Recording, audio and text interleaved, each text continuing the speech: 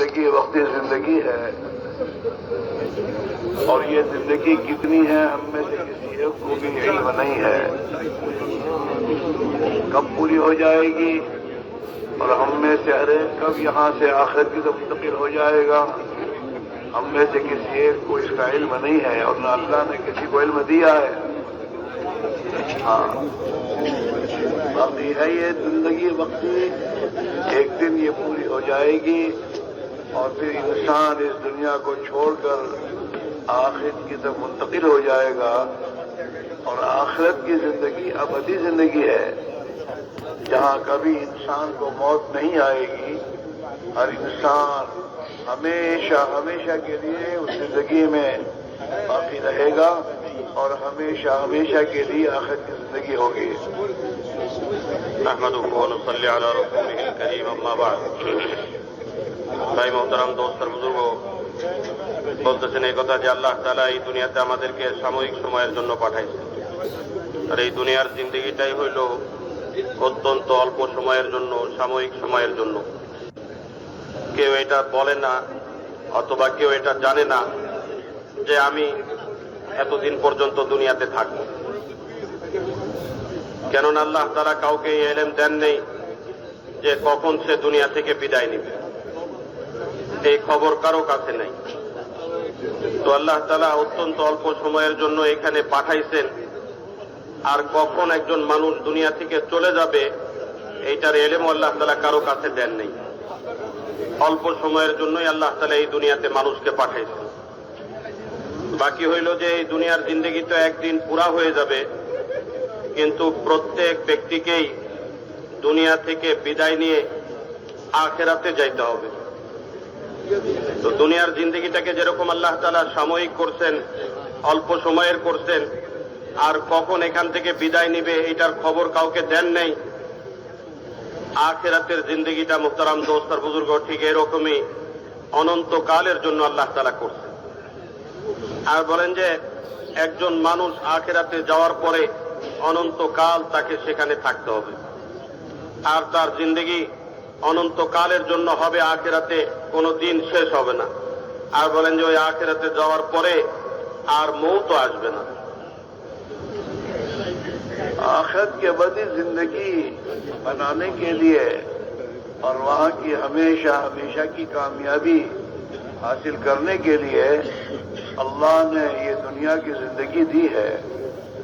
اس دنیا کی زندگی میں انسان اپنی آخرت کو بنا کر جائے گا تو یہ ہمیشہ ہمیشہ کے لیے کامیاب ہو جائے گا، اور اگر اس نے اس دنیا کی زندگی میں آخرت کو سامنے رکھ کر زندگی نہیں گزاری تو یہ ہمیشہ ہمیشہ کے لیے ناکام ہو جائے گا۔ اس لیے کہ میرے بھائیوں، آخرت کی زندگی بنانے کے لیے کوئی دوسری زندگی نہیں ہے، یہی دنیا کی وقتی زندگی جو اللہ نے ہمیں دے رکھی ہے، اور جو کچھ دنیا میں اللہ نے ہمارے لیے پیدا کیا ہے، اسی میں رہ کر آخرت کی ابدی زندگی کو انسان کو بنانا ہے۔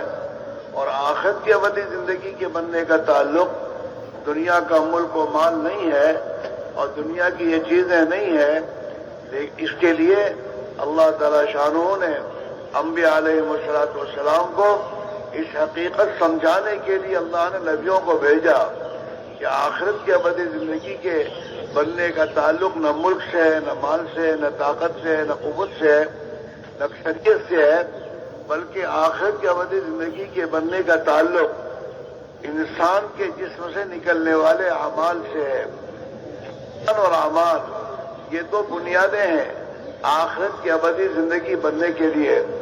ایمان اور اعمال صالحہ، نیک عمل، یعنی آدمی اپنی زندگی کے ہر عمل میں اللہ کی مرضی کو سامنے رکھ کر اس عمل کو کرے کہ اللہ اس عمل کو کس طریقے پر کرنے سے راضی ہوتا ہے، اس کو سامنے رکھ کر زندگی گزارے۔ یہ میرے دوستوں آخرت کی ابدی زندگی کے بننے کی بنیادیں ہیں۔ তো মোহতারাম দোস্ত আর বুজুর্গ, বলতেছেন যে আল্লাহ তাআলা আমাদেরকে এই দুনিয়ার জিন্দেগি যে সময় দিয়েছেন এটা হইল আখিরাতের তৈয়ারির জন্য।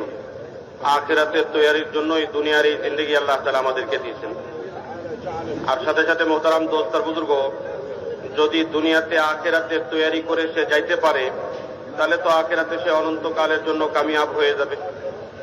আর যদি এই দুনিয়ার জিন্দেগিকে সে আখেরাতের কামিয়াবির জন্য মেহনত না করে আর আখেরাতের কামিয়াবির জন্য যে আমলগুলো এটা না পুরা করে, তো আখেরাতে সে অনন্তকাল নাকাম হয়ে যাবে। তো আখেরাতের কামিয়াবির জন্যই আল্লাহ তাআলা এই দুনিয়ার জিন্দেগি দিচ্ছেন। আর বলেন যে আখেরাতের নাকামি থেকে বাঁচবার জন্যই দুনিয়ার জিন্দেগিকে সহিভাবে ব্যবহার করতে বলছেন। তো মোহতারাম দোস্ত আর বুজুর্গ বলতেছেন এই কথা যে আখেরাতের তৈরির জন্য অন্য কোনো আর জিন্দেগি নাই, এই দুনিয়ার জিন্দেগি হইল আখেরাতের তৈরির জিন্দেগি। দ্বিতীয় হইল মোহতারাম দোস্ত আর বুজুর্গ, এই কথাটাকে বুঝাইবার জন্যই যে আখেরাতের জিন্দেগি অনন্তকালের জিন্দেগি এবং আখেরাতের কামিয়াবি নির্ভর করে দুনিয়ার জিন্দেগির উপরে, এই কথাটাকে বুঝাইবার জন্যই আল্লাহ তাআলা আম্বিয়া আলাইহিমুস সালাতু ওয়াস সালামদেরকে দুনিয়াতে পাঠাইছেন। যেহেতু মোহতারাম দোস্ত আর বুজুর্গ, দুনিয়ার কোন মাল আর মূল চিজ আর আসবাব, দুনিয়ার কোন জিনিসের সাথে মানুষের আখিরাতের কামিয়াবির সম্পর্ক আল্লাহ তাআলা রাখেন নাই। আর আম্বিয়া আলাইহিমুস সালাতু ওয়াস সালাম এসে এই কথাই মানুষকে বুঝাইতেন যে মানুষের আখিরাতের কামিয়াবির জন্য সবচেয়ে বড় মাধ্যম হইল মানুষের শরীর থেকে যে আমাল বাইর হয়, নেক আমল, অর্থাৎ ঈমান এবং আমল, এই দুইটা জিনিসই হইল আখিরাতের কামিয়াবির সবচেয়ে বড় মাধ্যম। তো নবীরা মানুষের ময়দানের মধ্যে এসে, আম্বিয়া আলাইহিমুস সালাতু ওয়াস সালাম মানুষের ময়দানের মধ্যে এসে এই কথাই বুঝাইছেন যে দেখো, তোমাদের পরবর্তী জিন্দেগি যে আখিরাতের জিন্দেগি, এই জিন্দেগির কামিয়াবির জন্য না মুলক আর মালের শর্ত আছে, না সংখ্যাধিক্যের শর্ত আছে, না দুনিয়াবি কোন পদ আর পোস্টের শর্ত আছে। আখিরাতের কামিয়াবির জন্য তো শর্ত হইল যে তোমাদের শরীরের আমলগুলোকে সহি করতে হবে আর আল্লাহ পাকের সাথে সম্পর্ক কায়েম করতে হবে। এই ঈমান এবং আমালে সালিহা, এই দুইটাই হইল আখিরাতের কামিয়াবির সবচেয়ে বড় মাধ্যম। তো মোহতারাম দোস্ত আর বুজুর্গ, এই ঈমান এবং আমলে সালিহাকে করবার জায়গাই হইল এই দুনিয়া।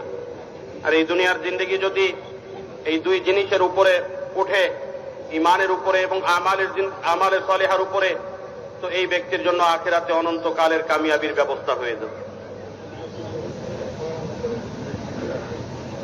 और हुजूर अकरम सल्लल्लाहु अलैहि वसल्लम क्योंकि आखिरी नबी हैं, आपके बाद कोई नबी दुनिया में नहीं जाएंगे, इसलिए अल्लाह ताला शानों की तरफ से इस पूरी उम्मत के ऊपर एक दूसरी जिम्मेदारी ये है कि उम्मत का हर फर्द इस मुबारक जिंदगी यानी ईमान और आमाल सालिहा वाली जिंदगी अपने अंदर इख्तियार करते हुए क़यामत तक के आने वाले तमाम इंसानों तक अल्लाह के प्यारे नबी का ये पैगाम और अल्लाह के प्यारे नबी की ये दावत दुनिया के हर इंसान तक पहुंचाने का जिम्मेदार है कि दुनिया के हर इंसान में ईमान और आमाल सालिहा वाली जिंदगी कैसे आ जाए, इसकी जो मेहनत जनाब रसूलुल्लाह सल्लल्लाहु अलैहि वसल्लम ने अपनी जिंदगी में इस उम्मत को करके बताया और इस मेहनत के लिए जो कुर्बानी देना है वो कुर्बानी देकर आपने बताया और आपके सहाबा को उसी कुर्बानी पर आपने उठाया और सहाबा ने उस कुर्बानी के साथ इस मेहनत को जिंदगी में इख्तियार किया और दुनिया के इंसानों तक अल्लाह के दीन को पहुंचाने के लिए जानी माली कुर्बानियां देते हुए इस दीन को खुदा की मखलूक तक पहुंचाया। ये दूसरी जिम्मेदारी हर फर्द उम्मत के जिम्मे है, ईमान बनाना, आमाल सही करना और प्यारे नबी अलैहिस्सलातु वस्सलाम के पैगाम को और आपके दीन को और आप वाली दावत को पूरी दुनिया के इंसानों में जिंदा करना, ये हर फर्द उम्मत की जिम्मेदारी है।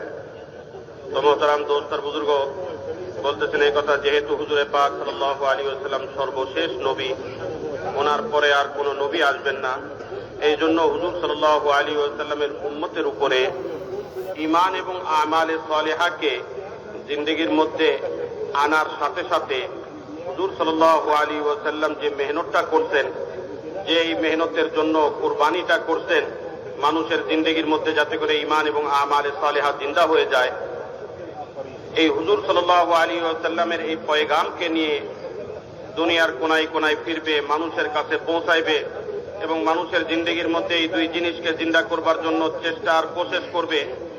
এই দায়িত্ব আল্লাহ তাআলা এই উম্মতের প্রত্যেক ব্যক্তিকে দিয়ে দিয়েছেন।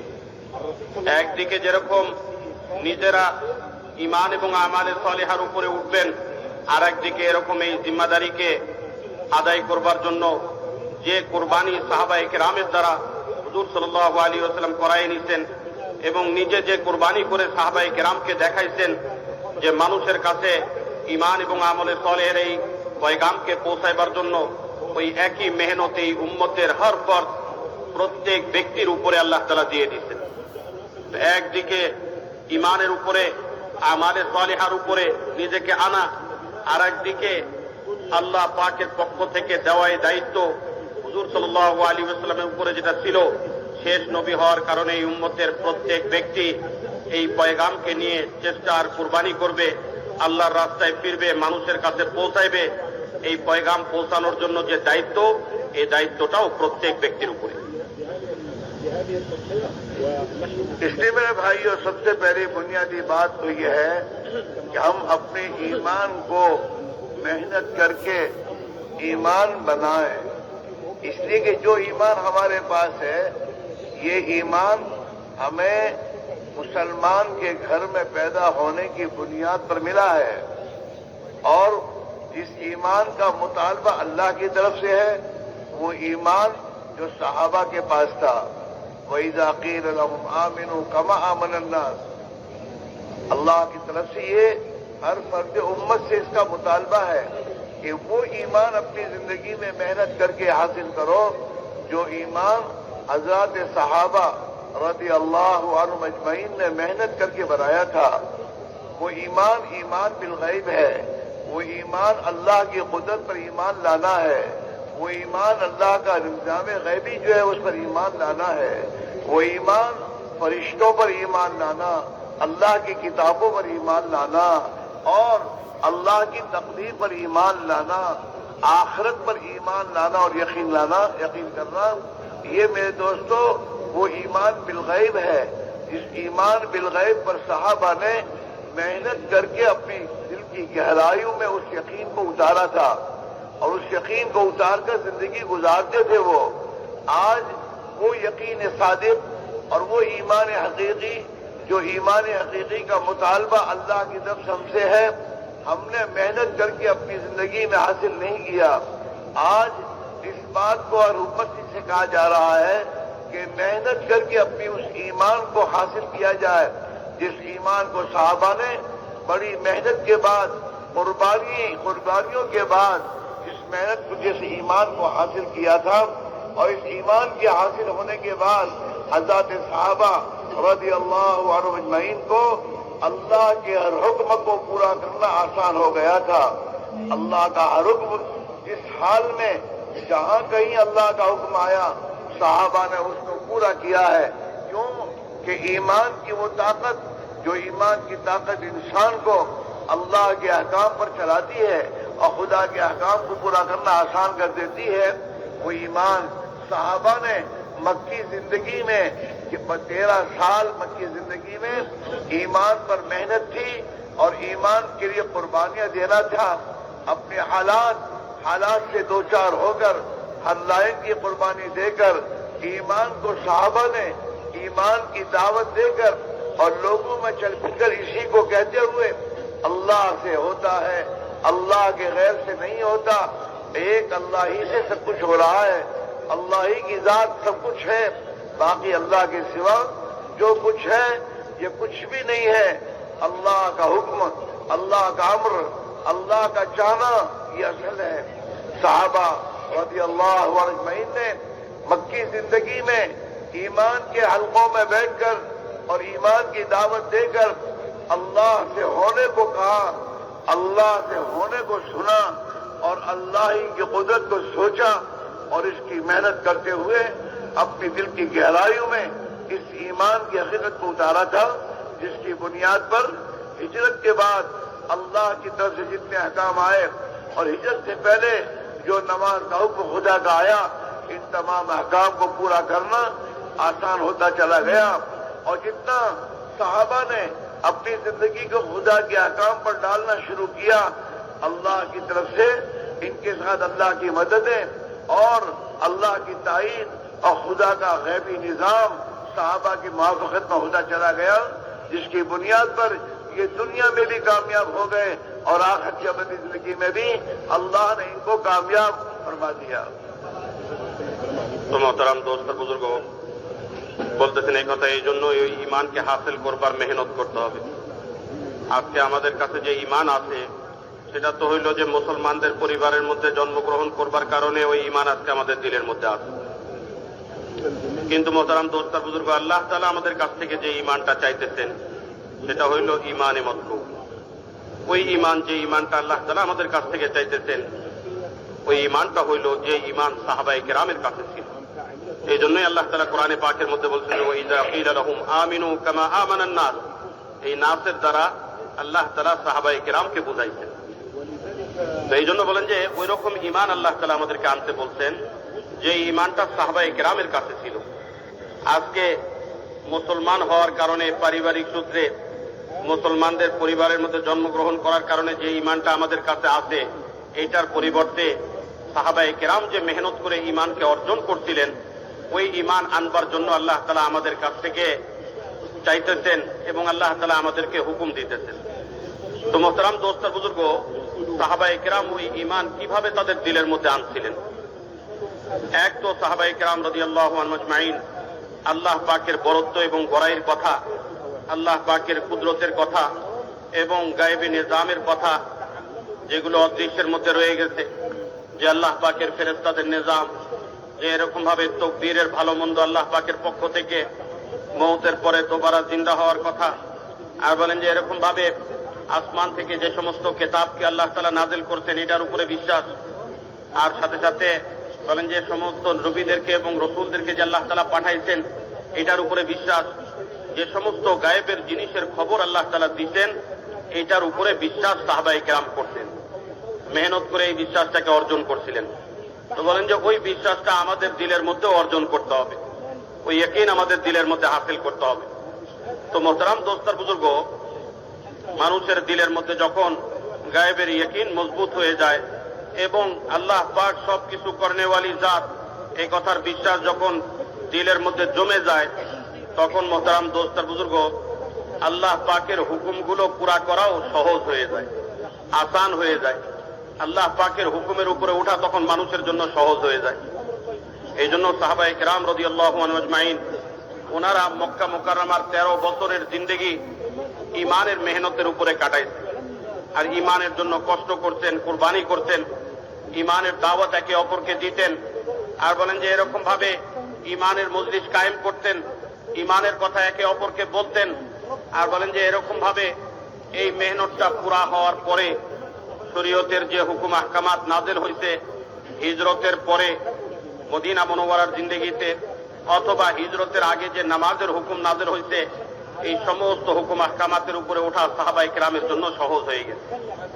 তো মোহতারাম দোস্তার বুজুর্গ, মানুষের দিলের মধ্যে এই ঈমানকে জমাইবার জন্য ঈমানের দাওয়াত, আল্লাহ পাকের বরত্বের কথা, আল্লাহ পাকের কুদরতের কথা এবং আল্লাহ পাক যে সবকিছু করনেওয়ালি জাত, এই গায়েবের কথাকে বারবার বলা, এই দাওয়াতের মাধ্যমে এবং এই দাওয়াতের রাস্তার মধ্যে যে কুরবানি হয়েছে ঈমানকে কবুল করার কারণে, এই কুরবানির মাধ্যমে সাহাবায়ে কেরাম দিলের মধ্যে ঈমানকে জমাইছিলেন।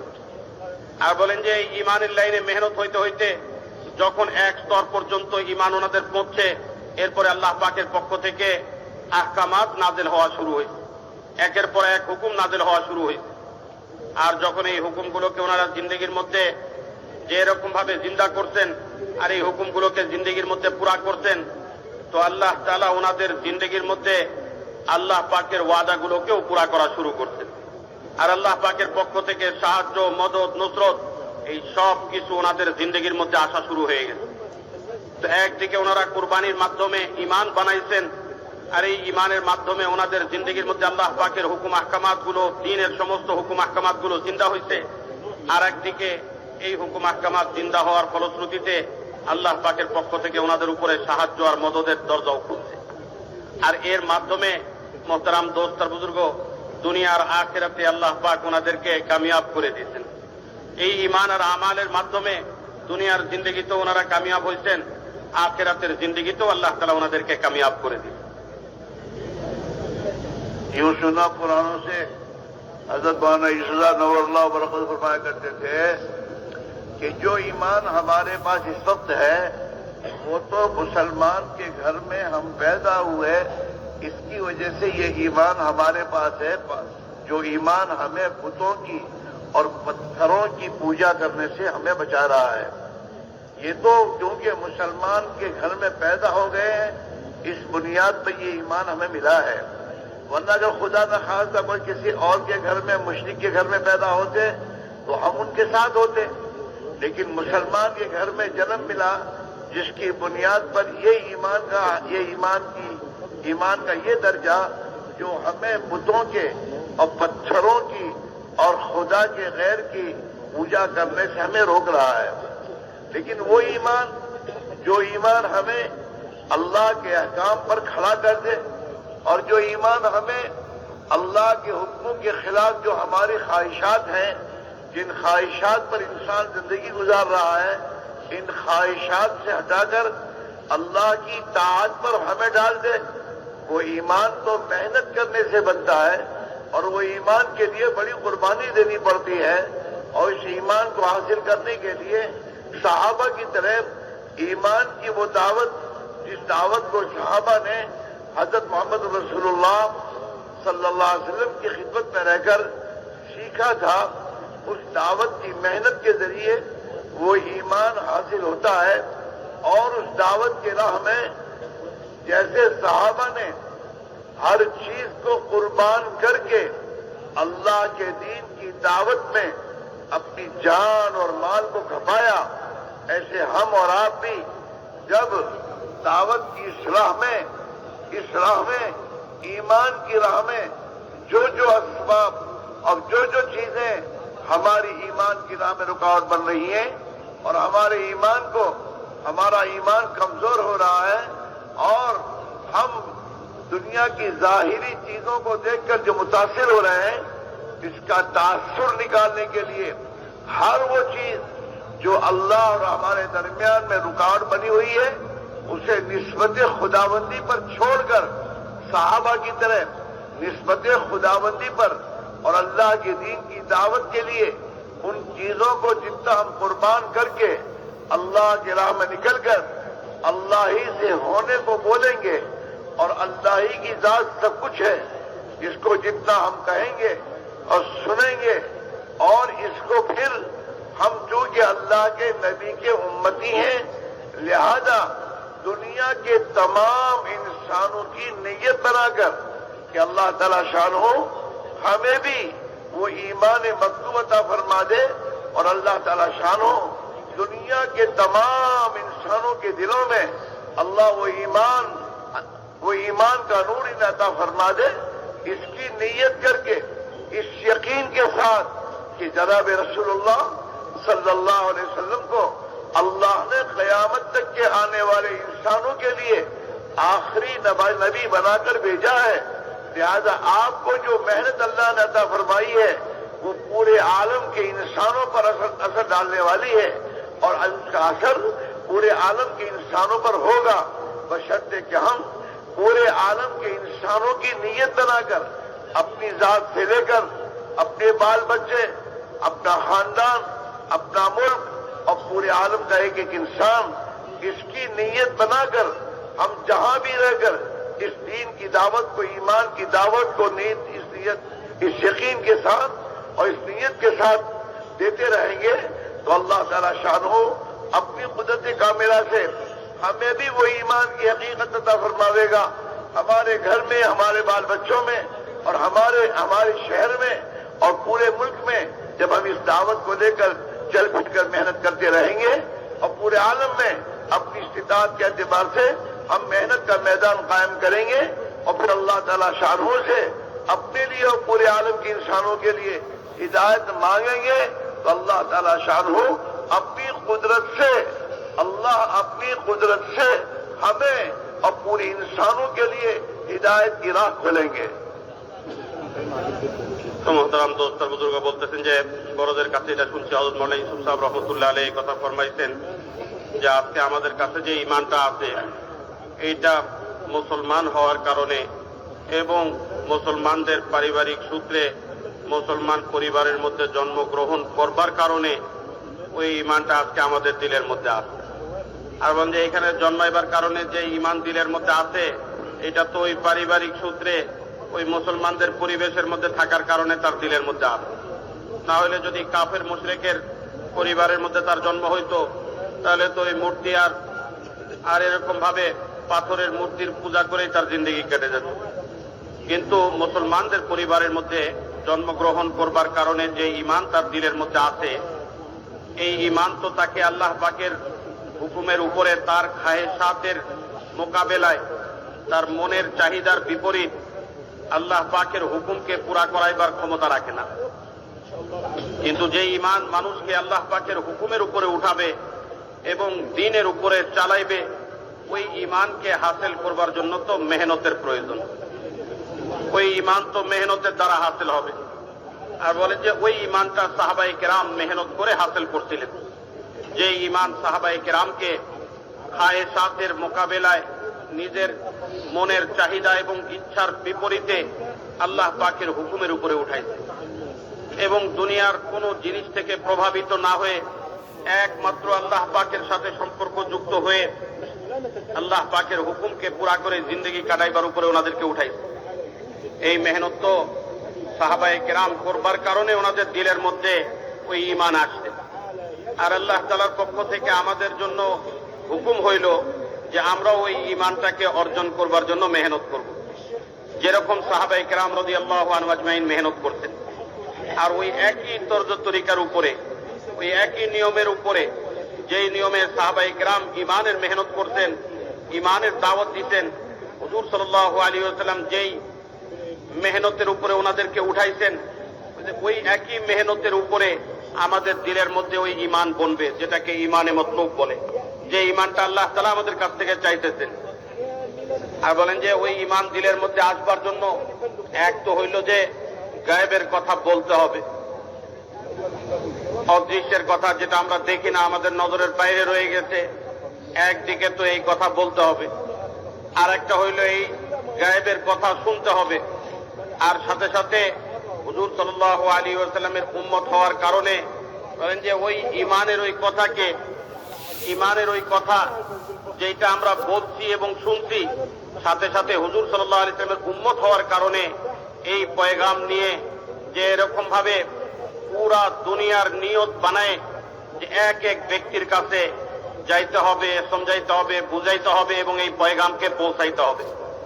তো উনি বলেন যে এরকম ভাবে সাহাবায়ে কেরামের তরতিব যেটা ছিল, এক তো ওনারা যেরকম ঈমানের কথা বলতেন শুনতেন, সাথে সাথে দুনিয়ার অন্য কোনো জিনিস থেকে প্রভাবিত না হয়ে আল্লাহ পাকের সাথে সম্পর্কযুক্ত হওয়ার কারণে, এই ঈমানের মাধ্যমে আল্লাহ পাকের সাথে সম্পর্কযুক্ত হওয়ার কারণে আল্লাহ পাকের এই বরত্বের দাওয়াত নিয়ে যে ওনারা দুনিয়ার কোনায় কোনায় ফিরতেন, ওই একই নিয়মের উপরে যখন মোহতারাম দোস্তার বুজুর্গ আবার ঈমানের দাওয়াত হবে এবং পুরা দুনিয়ার সমস্ত মানুষ কিয়ামত পর্যন্ত আনেওয়ালা সমস্ত মানুষের নিয়তকে বানায়, যখন মোহতারাম দোস্তার বুজুর্গ যে এরকম ভাবে নিজের পরিবার, নিজের এলাকা, নিজের দেশ এবং পুরা দুনিয়ার কোনায় কোনায় যেখানে আল্লাহ তাআলা যতটুকু যে এরকম ভাবে সুযোগ দিচ্ছেন, এতটুকু মেহনত যখন পুরা হবে তখন মোহতারাম দোস্তার বুজুর্গ ওই ঈমান দিলের মধ্যে বলতে থাকবে। আর এই ঈমান দিলের মধ্যে বানাইবার জন্য তো বহুত বড় কোরবানির প্রয়োজন। নিজের মনের বিপরীত, নিজের খাহেসাতের বিপরীত, যে এরকম বাহ্যিক অবস্থার বিপরীত সমস্ত হালাতকে বরদাস্ত করতে হয়ে যে এরকম সমস্ত অবস্থাগুলোকে যা নিজের উপরে আসে এগুলোকে সহ্য করতে করতে যখন ঈমানের দাওয়াত নিয়ে আল্লাহর রাস্তায় ফিরবে, যে এরকম ভাবে যে পুরা দুনিয়ার সমস্ত মানুষকে এর উপরে উঠাইবার জন্য নিয়ত করে এবং পুরা দুনিয়ার সমস্ত মানুষের কাছে পৌঁছাইবার নিয়ত করে যখন মোহতারাম দোস্তার বুজুর্গ মেহনত শুরু করবে, যে নিজের পরিবারকেও সামনে রেখে, নিজের এলাকাকে সামনে রেখে, নিজের দেশকে সামনে রেখে যখন মোহতারাম দোস্তার বুজুর্গ সাহাবায়ে কেরামের ওই কোরবানির উপরে মেহনত চলতে থাকবে, তখন মোহতারাম দোস্ত আর বুজুর্গ দিলের মধ্যে ঈমান বনতে থাকবে। আর দিলের মধ্যে যখন ওই ঈমান বনবে তখন মোহতারাম দোস্ত আর বুজুর্গ আল্লাহ পাকের হুকুম আহকামাতের উপরে, আল্লাহ পাক যে সমস্ত হুকুম আহকামাতকে নাজিল করছেন এইটার উপরে জিন্দেগি উঠবে এবং হেদায়েতের রাস্তার উপরে তখন সে চলতে পারবে। আর যখন হেদায়েতের রাস্তার উপরে চলতে পারবে তখন দুনিয়ার আখিরাতে তার জন্য কামিয়াবির ব্যবস্থা হয়ে যাবে। मेरे अजीज दोस्त बुजुर्ग भाइयों, हमारे दिलों में अल्लाह के गैर का तासुर अंदर हमें दोस्तों दाखिल हो चुका है। अल्लाह के गैर से जिंदगी बनने का यकीन दिल में आ चुका है। जब तक ये अल्लाह का गैर, जिस गैर में हम हैं, चाहे वो कारोबार हो, चाहे वो अपनी ताकत और कुव्वत हो, माल पैसा कौड़ी और ठीकरे और मुल्क हो, जिस गैर में जहां जिस आदमी को अल्लाह ने जिस हाल में रखा है, जहां जा रखा है, वहां मेहनत करते करते उसके दिल में उसका यकीन आ गया है। हम अपनी जबान से ईमान का बोल तो कहते हैं, लेकिन वो जो गैर का यकीन अंदर आ चुका है उसको भी इसके साथ बोल देते हैं। हम और आप अपनी जबान से कहते हैं अल्लाह ही पालता है, मगर अल्लाह ही पालता है, अल्लाह ही नफा नुकसान देता है, अल्लाह ही के हाथ में सब कुछ है, मगर ये मगर जो हम कह रहे हैं अपनी जबान से, ये वही गलत यकीन जो हमारे दिल में आया है, वो यकीन हमें बुलवा रहा है। मगर अल्लाह ही कर रहा है, ये तो सही है, लेकिन अल्लाह ही कर रहा है, मगर ये मगर जो है ये हमारे अंदर के ईमान की बिगाड़ को बता रहा है। मगर के बाद क्या है? इस मगर के बाद हर आदमी जिस सबब में लगा हुआ है और जहां ये लगा हुआ है, जिसका यकीन इसके दिल में आया हुआ है, वो बोलना चाहता है अल्लाह ही पालता है, मगर दुकान के साथ। अल्लाह ही पालता है मगर बगैर मुलाजमत के कैसे होगा? अल्लाह ही पालता है मगर बगैर खेती के कैसे होगा? अल्लाह ही इज्जत देता है मगर बगैर हुकूमत के कैसे होगा? ये जो जिस शोबे में और जिस मखलूक में अपनी रात दिन खपाता है और जिसमें ये अपनी मेहनत कर रहा है, जिसको ये बोल रहा है, जिसको ये देख रहा है, जिसको ये सोच रहा है, जिसको ये सुन रहा है, जिसका यकीन इसके दिल में आया हुआ है, उसी के साथ वो बोल रहा है। और ईमान का तकाजा पहला ये है कि जहां तू है पहले उसकी नफी कर।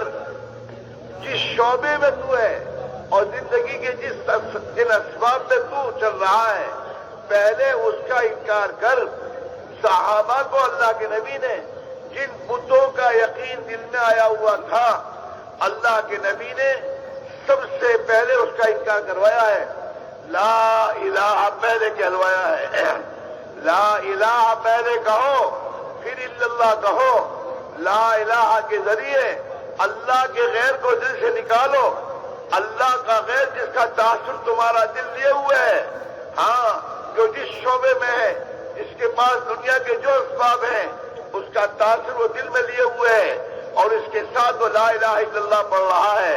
हालांकि ला इलाहा का पहला तकाजा ये है, अपने दिल की गहराइयों से खुदा के गैर को निकाल और इल्लल्लाह के जरिए एक अल्लाह वहदहू ला शरीक लहू के यकीन, उसकी जात और सिफात का यकीन दिल में ला। ये पहला मुतालबा मेरे दोस्तों, कलमे का हम सबसे है मेरे दोस्तों, लेकिन हमने मेहनत करके खुदा के गैर को नहीं निकाला। हज़रत साहबा रज़ी अल्लाहु अजमईन को अल्लाह के प्यारे नबी ने इन तमाम चीजों को छुड़वा कर और अल्लाह की तौहीद की दावत दिलाकर इनके दिलों से सबसे पहले इन तमाम चीजों को निकाला और एक अल्लाह वहदहू ला शरीक लहू के यकीन को दिल में उतारा। बैतुल्लाह में 360 बुत थे, नबी की मौजूदगी में बुत हैं।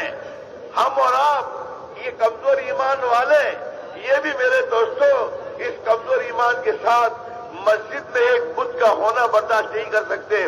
प्यारे आका, तौहीद के अलमबरदार, नबियों के सरदार, वो अपनी में दोस्तों बैतुल्लाह में 360 बुतों का होना कैसे बर्दाश्त करते होंगे? आपने सबसे पहले सहाबा के दिलों से बुतों को निकाला, फिर इन बुतों को बैतुल्लाह से निकाला। हमारा हाल ये है, दिल से तो कुछ निकालने तैयार नहीं, बाकी सब हमारे घर से निकल जाए। ये नहीं होगा, ये नहीं होगा। वकुल जाल हक, पहले हक को घर में ला, पहले हक को जिंदगी में ला, पहले हक को बाल बच्चों की जिंदगी में ला। जब हक आएगा तेरे घर से बातिल निकलेगा। जब तक हक नहीं आएगा बातिल घर से नहीं निकल सकता, चाहे कुछ भी दावे करते रहो। अंधेरा घर में है, अंधेरे को दूर करने का रास्ता, अंधेरा अंधेरा अंधेरा बोलते रहो। अंधेरा बहुत है और बढ़ता जा रहा है, अंधेरा खत्म नहीं होगा। अंधेरे को घर से निकालने का रास्ता ये है, फिक्र कर, मेहनत कर, अपने घर में रोशनी ले आ। जहां रोशनी ले आएगा मेरे भैया, वहीं पर तेरे घर से अंधेरा खत्म हो जाएगा। मेहनत करके जहां हक ले आएगा बातिल ठहर नहीं सकता। कुरान का ये फैसला है, वकुल जा अल हक व ज़हक़ल बातिल इन्नल बातिल कान ज़हूक़ा। बातिल को घरों से निकालने के लिए, ख्वाहिशात परस्ती की जिंदगी को निकालने के लिए, खुदा के गैर की गुलामी को निकालने के लिए सबसे पहले ईमान पर मेहनत करके अपनी जिंदगी में ईमान की हकीकत को लाना होगा, अल्लाह की अब्दियत को लाना होगा, खुदा की ताअत पर जिंदगी को लाना होगा। इसके बाद हमारे घरों से तमाम चीजें खत्म होंगी और जिस दिन हक अपनी हकीकत के साथ दुनिया में वजूद में आएगा, बातिल की ताकत नहीं है कि वो हक के सामने खड़ा रहे।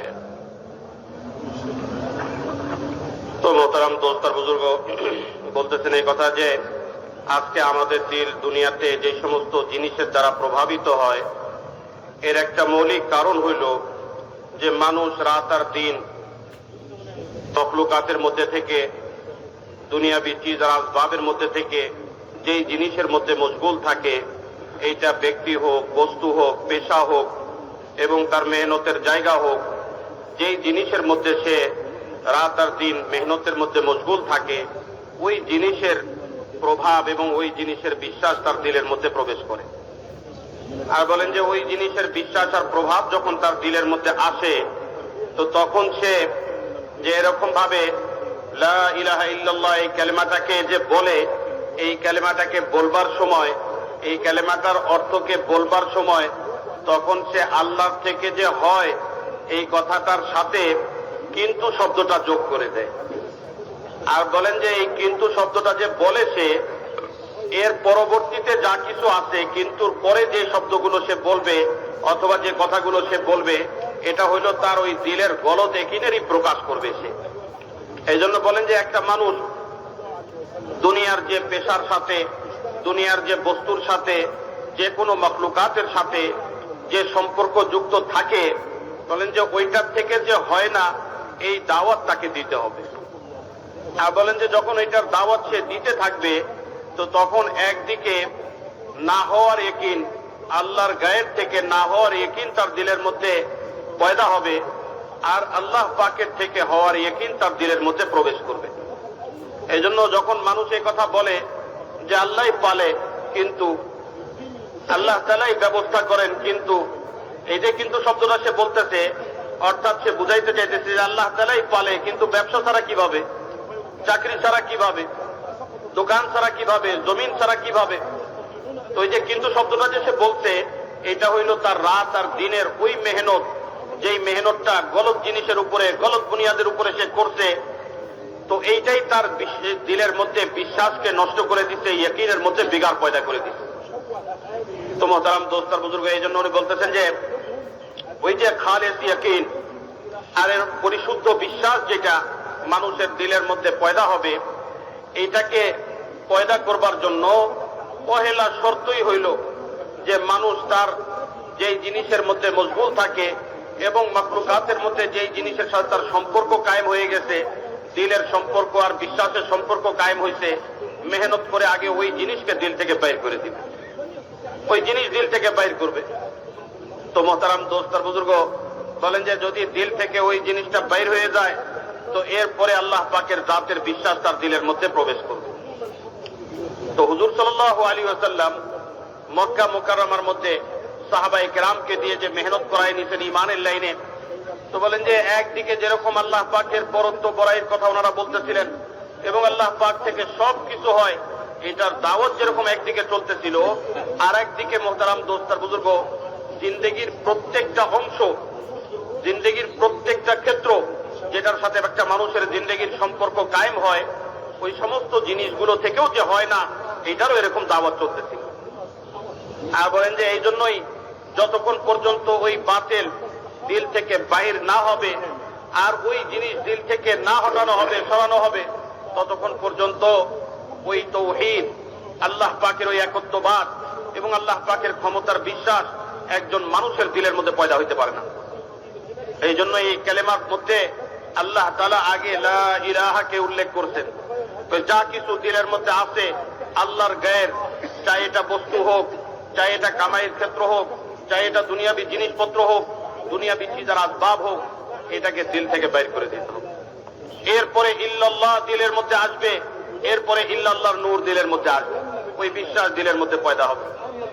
তো এই জন্য হুজুর সাল্লাল্লাহু আলাইহি ওয়াসাল্লামের মেহনতের তরতিব, যে মেহনত ইমানের বুনিয়াদকে দিলের মধ্যে কায়েম করাইবার জন্য করছেন, এইটার তরতিব আমাদের জন্য যে বড় শিক্ষণীয় বিষয়। তো সেটা কি? তো সেটা হইল যে হুজুর সাল্লাল্লাহু আলাইহি ওয়াসাল্লামের মতো তাওহীদের লাইনে, ইমানের লাইনে সর্বোচ্চ পর্যায়ে যিনি অবস্থান করতেছেন, তিনিও দুনিয়াতে থাকা অবস্থায়, তিনি দুনিয়াতে অবস্থান করা অবস্থায় মোহতারাম দোস্তার বুজুর্গ বাইতুল্লাহর মূর্তিগুলোকে আর ভূতগুলোকে আগে বাইর করেননি। যেখানে আমরা আমাদের মসজিদের মধ্যে একটা পাথরের মূর্তি রাখাকেও আমরা বরদাস্ত করব না, সহ্য করব না, এরকম অবস্থাতেও আমাদের দিলের মধ্যে ইমানের কত কমজোরি, তারপরও মসজিদের মধ্যে একটা মূর্তিকে আমরা সহ্য করব না। কিন্তু মোহতারাম দোস্তার বুজুর্গ, হুজুর সাল্লাল্লাহু আলাইহি ওয়াসাল্লামের মেহনতের তরতিব কি? ওই বাইতুল্লাহর মধ্যে যেখানে 360টা মূর্তি, তো বলেন যে আগে ওই বাইতুল্লাহর মূর্তিগুলোকে বাইর করার মেহনত করেন নাই, আগে তো মানুষের দিলের ভিতরের ওই মূর্তিগুলোকে বাইর করার মেহনত করছেন। আর বলেন যে যখন মানুষের দিলের ভিতরের ওই মূর্তিগুলো বাইর হয়ে গেছে, ওই যে বাইতুল্লাহর ভিতরের মূর্তি তো আপনা আপনি বাইর হয়ে গেছে, আর তারা এই মূর্তিকে বাইর করছে। তো মোহতারাম দোস্তার বুজুর্গ বলেন যে লা ইলাহা যতক্ষণ পর্যন্ত না আসবে, তো ওই ইল্লাল্লাহ দিলের মধ্যে প্রবেশ করবে না। সাহাবায়ে কেরাম রাদিয়াল্লাহু আনহুম আজমাইন হুজুর সাল্লাল্লাহু আলাইহি ওয়াসাল্লামের বাতানো এই মেহনতের উপরে যে কুরবানি আর এরকম ভাবে সব লাইনের ত্যাগ আর তিতিক্ষা, যেগুলো চিজার আসবাবের সাথে ওনাদের জিন্দেগির সম্পর্ক ছিল, যেগুলো ক্ষেত্রের সাথে ওনাদের জিন্দেগির সম্পর্ক ছিল, এগুলোকেও ইনকার করছেন। আর বলেন যে এরপরে আল্লাহ পাকের জাতের বিশ্বাস, আল্লাহ পাকের কুদরতের বিশ্বাস ওনাদের দিলের মধ্যে পয়দা হয়ে গেছে, ইল্লাল্লাহর ইয়াকিন ওনাদের দিলের মধ্যে আসছে। তো মোহতারাম দোস্তার বুজুর্গ বলেন যে এরকম ভাবে ওই যে মানুষ যখন আল্লাহ পাক সবকিছু করেন এই কথা বলবার পরে কিন্তু শব্দটা উল্লেখ করে, এর পিছনে তো ওইটাই তার অবস্থান করে, এর পিছনে ওই জিনিসটাই সে ব্যক্ত করতে চায়, যেটার মধ্যে সে মশগুল থাকার কারণে তার দিলের মধ্যে গলত ইয়াকিনের একটা অংশ পয়দা হয়েছে, ওই অংশটাকেই সেই ইমানের কথা বলবার পরে ব্যক্ত করতে চায়। এখন মোহতারাম দোস্তার বুজুর্গ, এই জন্যই যেই জিনিসটা ইমানের কথার পরে আমরা বলতে চাই, জুড়তে চাই ইমানের সাথে, ওইটাকে দিল থেকে বাইর করবার জন্য বলেন যে ওই জিনিসের কুরবানি ইমানের ময়দানের মধ্যে দিতে হবে। যদি সে ব্যবসার সাথে সম্পর্কযুক্ত থাকে, কারোবারের সাথে সম্পর্কযুক্ত থাকে, দুনিয়াবি কোনো জিনিসের সাথে সম্পর্কযুক্ত থাকে, আল্লাহ তাআলার জন্য যখন ওই জিনিসের কুরবানি সে দিবে, তো তখন তার দিলের মধ্যে ওই খালেস ইয়াকিন পয়দা হবে। দ্বিতীয় মোহতারাম দোস্তার বুজুর্গ, এই খালেস ইয়াকিন দিলের মধ্যে পয়দা হইবার পরে আল্লাহ পাকের হুকুম আহকামাত তার জিন্দেগির মধ্যে আসবে এবং আল্লাহ পাকের হুকুমের উপরে তার তখন ওঠা সহজ হয়ে যাবে। আজকে তো মোহতারাম দোস্তার বুজুর্গ, আমরা চাই যে আমাদের ঘরের মধ্যে থেকে, আমাদের জিন্দেগির মধ্যে থেকে সব লাইনের যে এরকম ভাবে বাতিল দূর হয়ে যাক, ঘরের ভিতর থেকে বাতিল দূর হয়ে যাক। আর বলেন যে এরকম ভাবে সব লাইনের যে আল্লাহ পাকের নাফরমানি আমাদের পরিবেশ এবং পরিসরের মধ্যে থেকে খতম হয়ে যায়। কিন্তু বলেন যে যতক্ষণ পর্যন্ত এই ঈমান দিলের মধ্যে না আসবে, আর যতক্ষণ পর্যন্ত ওই হককে জিন্দেগির মধ্যে না আনা হবে ততক্ষণ পর্যন্ত এই বাতিল দূর হবে না। আর ঈমান না আসলে ওই হকও জিন্দেগির মধ্যে আসবে না। আর বলেন যে ওই হক না আসলে বাতিলও জিন্দেগি থেকে খতম হবে না। এই জন্য বলেন যে ঘরের মধ্যে সব লাইনের বাতিল যে আছে এগুলোকে আমরা আগে বিদায় করবার জন্য চেষ্টা করি, আগে এই বাতিলকে বিদায় করবার জন্য চেষ্টা করি যে ঘরের মধ্যে থেকে সব ধরনের বেশরীয়তি জিনিসকে বাইর করো আর এটাকে দূর করো জিন্দেগির মধ্যে। বলছে না, কখনো এটা হবে না। আগে তো এই হককে জিন্দেগির মধ্যে আনতে হবে। ওয়াকুল জা আল হাক্কু, বলছে যখন এই হক আসবে জিন্দেগির মধ্যে তখন আল্লাহ পাক এই বাতিলকে জিন্দেগি থেকে বাইর করে দিবেন। যখন এই হক ঘরের মধ্যে আসবে তো এই হককে আসবার কারণে, হকের আগমনের কারণে আল্লাহ পাক ওই ঘর থেকে বাতিলকে বিতাড়িত করবেন। তো মোহতারাম দোস্ত আর বুজুর্গ, উনি বলছেন যে একদিকে তো ঈমানের জন্য যে জিনিসের বিশ্বাস দিলের মধ্যে আছে ওইটাকে আগে বাইর করতে হবে, তারপরে আল্লাহর বিশ্বাস আসবে। তারপরে যখন আল্লাহ পাকের হুকুম আহকামাতের উপরে মানুষ উঠবে তো তখন তার জিন্দেগির মধ্যে হক আসবে আর এরপরে জিন্দেগি থেকে বাতিল খতম হবে। তো উনি বলেন যে এই জন্য ঘরের মধ্যে থেকে বেশরীয়তি এবং দ্বীনের বিপরীত সমস্ত জিনিসকে বাইর করবার রাস্তাই হলো আগে হককে নাও, এরপরে এখান থেকে বাতিল যাবে, সব ধরনের বেদিনী এবং বদ্দিনী এখান থেকে দূর হবে। এটাই আল্লাহ তাআলা কোরআনে পাকের মধ্যে বলছেন, ওয়াকুল জা আল হাক্কু ওয়া যাহাকাল বাতিল ইন্নাল বাতিলা কানা যাহুকা, যে আপনি বলেন এই নবী যখন হক আসবে তখন এই জিন্দেগি থেকে, ঘরের মধ্যে থেকে, পরিবেশ এবং পরিসর থেকে বাতিল দূর হবে আর হক আসবার কারণে এই বাতিল যে মিটবে ওই বাতিলের আর কোনো ঠিকানা হবে না। এইটার মিসাল উনি দিচ্ছেন এইভাবে যে একটা ঘরের মধ্যে যদি কোনো অন্ধকার থাকে, এই অন্ধকারের উপরে যতই বলি আর যতই শুনি আর যতই এটার আলোচনা করি, এই ঘরের এই অন্ধকার কখনো যাবে না, কখনো এই ঘরের অন্ধকার দূর হবে না।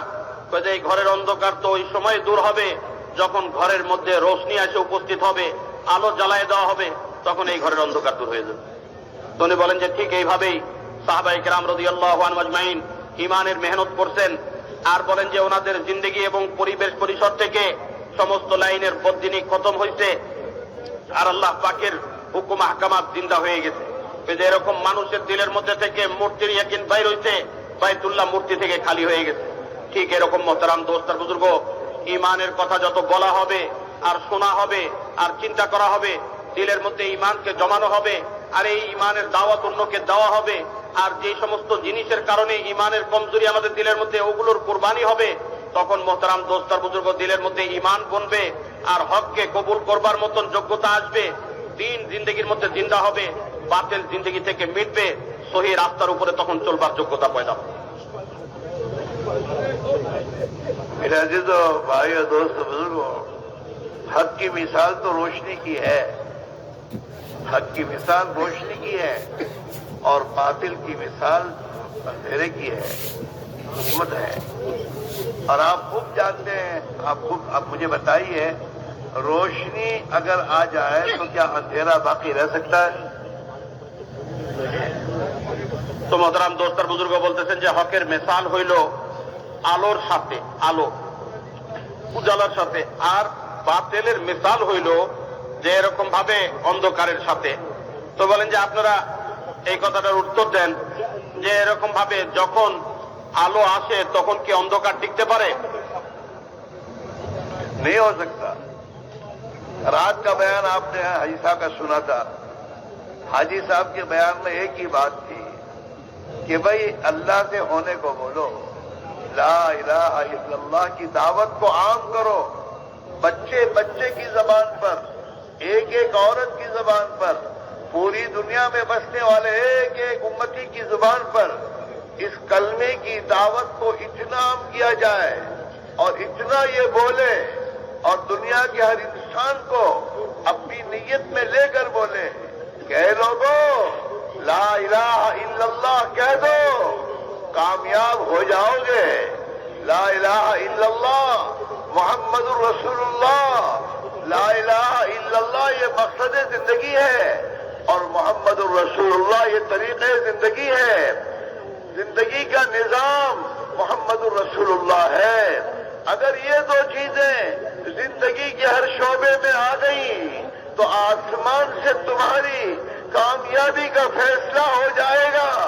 आखिरत की अबदी जिंदगी में भी तुम कामयाब हो जाओगे और दुनिया की वक्ती जिंदगी में भी तुम्हें सुकून, चैन, इज्जत, भाईचारगी, अदल इंसाफ, अमानतदारी, ये तमाम चीजें जो दुनिया की जिंदगी को बनाने वाली हैं, ये सब की सब चीजें तुम्हारी जिंदगियों में खुदा पैदा कर देगा और तुम्हारी जिंदगियों में खुदा दे देगा।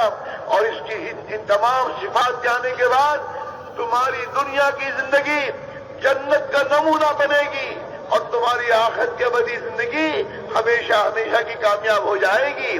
ये एक मेरे दोस्तों दावत को जिंदा करने की जरूरत है। माफ करना, अभी कलमे की दावत जिंदगी में जिंदा नहीं हुई है। ये दावत की मेहनत करने वाला हमारा भाई 4 महीने चाहे साल के लगाता हो और हर पूरी जिंदगी लगा रहा हो, लेकिन इसको पूछो तेरी नजी मजलिस में तेरी दावत क्या है? तू आपस में तेरी औलाद को लेके बैठता है, उनसे क्या बात करता है? अल्लाह से होने को बोलता है या खुदा के गैर से होने को बोलता है? तेरी जबान का बोल क्या है? तुम 4 दोस्त 4 भाई जमा होते हो तो अल्लाह की ताकत और कुदरत को बोलते हो या दुनिया के नादान इंसानों की ताकत और कुदरत के तस्करे करते हो? तुम्हारी जबान का बोल ईमान का बोल है या कौन सा बोल है? न हमारी जबान का बोल घर में ईमान का बोल है। हम कभी अपनी बीवी के साथ अल्लाह की रुबूबियत की बात नहीं करते। रब अल्लाह है, पालने वाली जात अल्लाह की है, ये कारोबार इम्तिहान के लिए है। न मैं तुझे पालता हूँ न तुझे कोई पालता है सिवाय अल्लाह के। हमारी जबान के बोल न हमारे घरों में ईमान के हैं, न हमारी शादियों ब्याह में ईमान के हैं। शादी ब्याह में हम नबी के तरीकों को ज़बह क्यों करते हैं? दुनिया के नादान इंसान हमें ये कहते हैं तुम्हारी इज्जत का हाथ दबा आ जाएगा। लोग तुम्हें क्या कहेंगे? तुम्हें लोग क्या कहेंगे? हम खुदा की मखलूक का डर दिल में रखकर मेरे तो जिंदगी गुजार रहे हैं।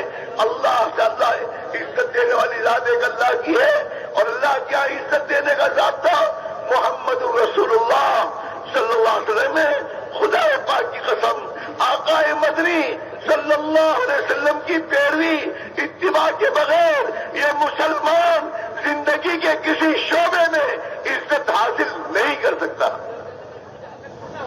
তো মোহতারাম দোস্ত বুজুর্গ বলতেছেন এই কথা যে গত রাত্রে মাগরিবের বয়ানের মধ্যেও যে হযরত হাজী সাহেবের কথার মধ্যে আপনারা শুনছেন যে উনি এই কথাই বারবার উল্লেখ করছেন পুরো বয়ানের মধ্যে যে এরকম ভাবে ঈমানের দাওয়াত আর ঈমানের কথা অন্যকে বলা আর ঈমানের জন্য এরকম ভাবে অন্যকে দাওয়াত দেওয়া আর ঈমানের এই দাওয়াতটাকে আম করা, সবার মধ্যে এই ঈমানের দাওয়াতটা যে দেওয়া, এই কথাই উনি বারবার বুঝাইছেন।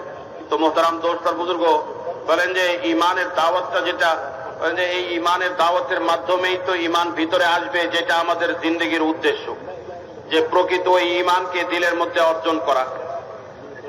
লা ইলাহা ইল্লাল্লাহ এই বিশ্বাস দিলের মধ্যে চলে আসে, ওই যে এটাই হইল মাকসাদ।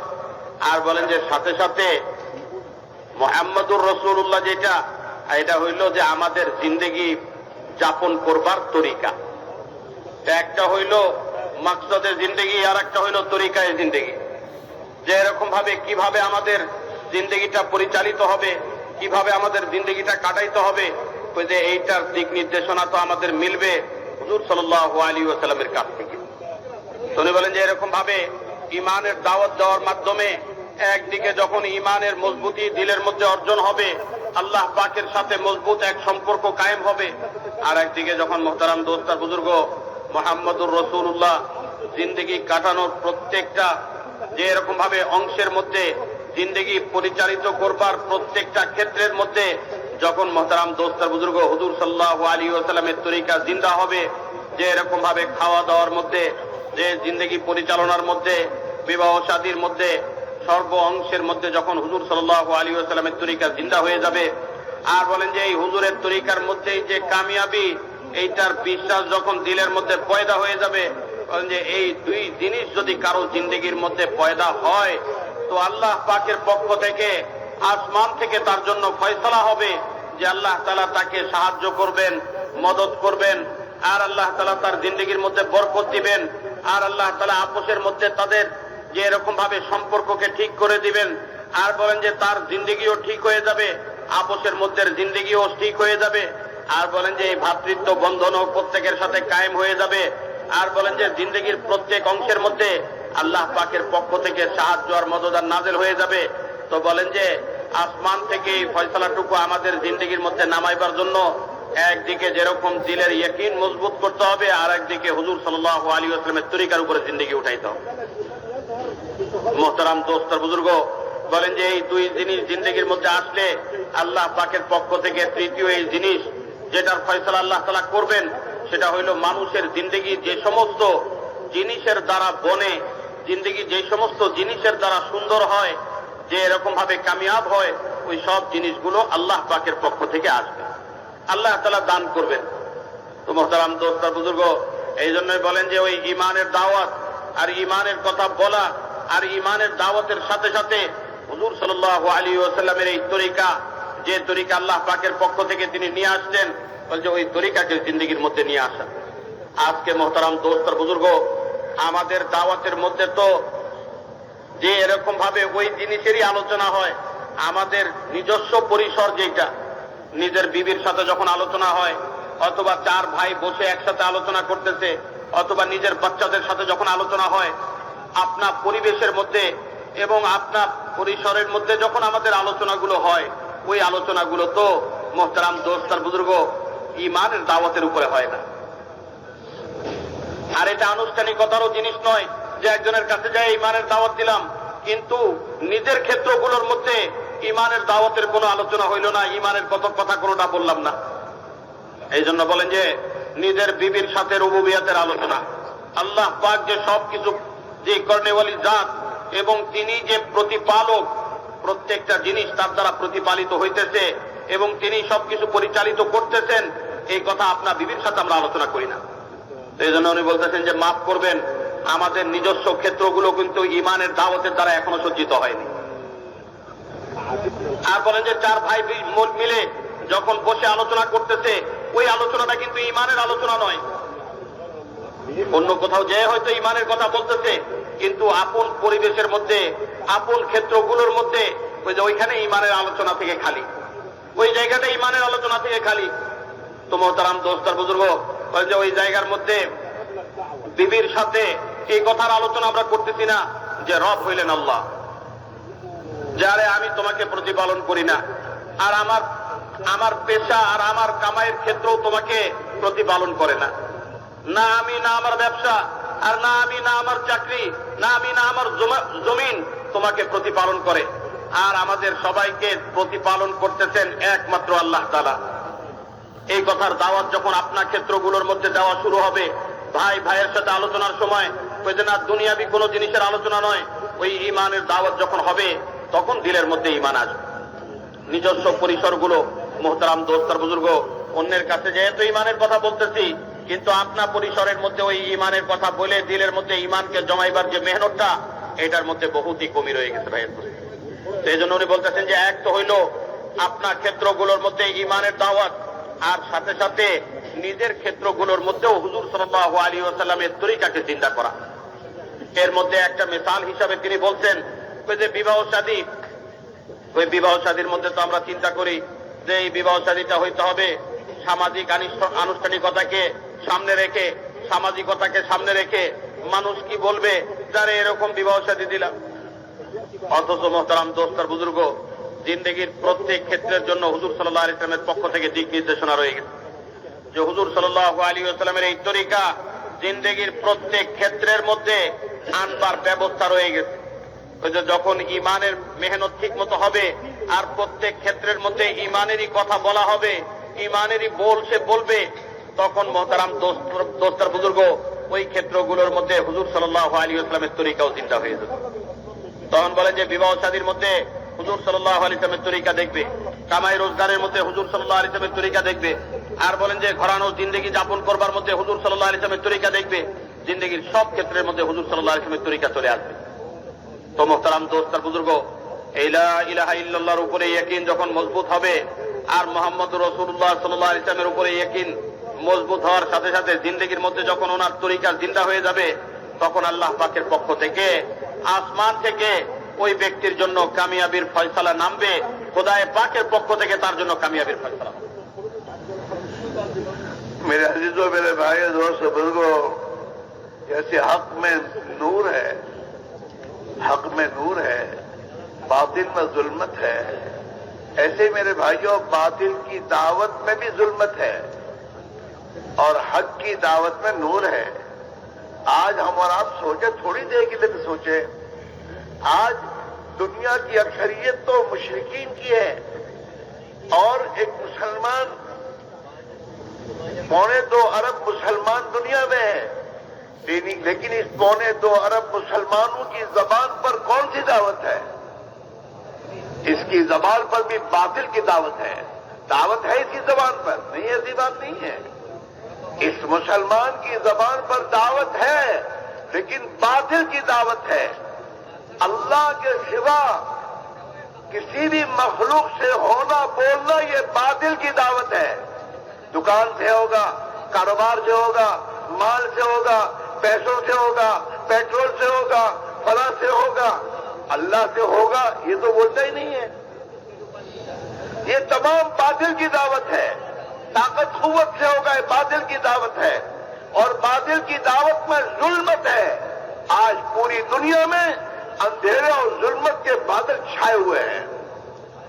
कहां से हटाएगा? ये कहा जा रहा हो मुसलमान, कम से कम तू तो हक की दावत को ज़बान पर ला इलाहा इल्लल्लाह बोल और ला इलाहा इल्लल्लाह की दावत दे, इस बुनियाद पर दे ताकि इस ला इलाहा इल्लल्लाह का नूर दुनिया की फिजाओं में छा जाए और बातिल दुनिया में मगलूब हो और हक की दावत दुनिया में चले। जब हक की दावत दुनिया में चलेगी, मेरी तुम्हारी जबानों पर, मेरे तुम्हारे बच्चों की जबान पर, मेरे तुम्हारे घरों पर, और ये मुसलमान दुनिया में कि जिस मुल्क में रह रहा है, चाहे किसी मकसद के लिए गया हो, वहां अगर हक की दावत के साथ ये वहां की गली कूचों में चलता रहेगा और दावत की दे इस बुनियाद पर दावत देता रहेगा कि अल्लाह ताला शानो हक के नूर को इन फिजाओं में आम कर दे ताकि दुनिया के इंसानों को हिदायत मिले और दुनिया का इंसान आखिरत की अबदी हलाकतों से बचकर दुनिया और आखिरत में कामयाब हो जाए।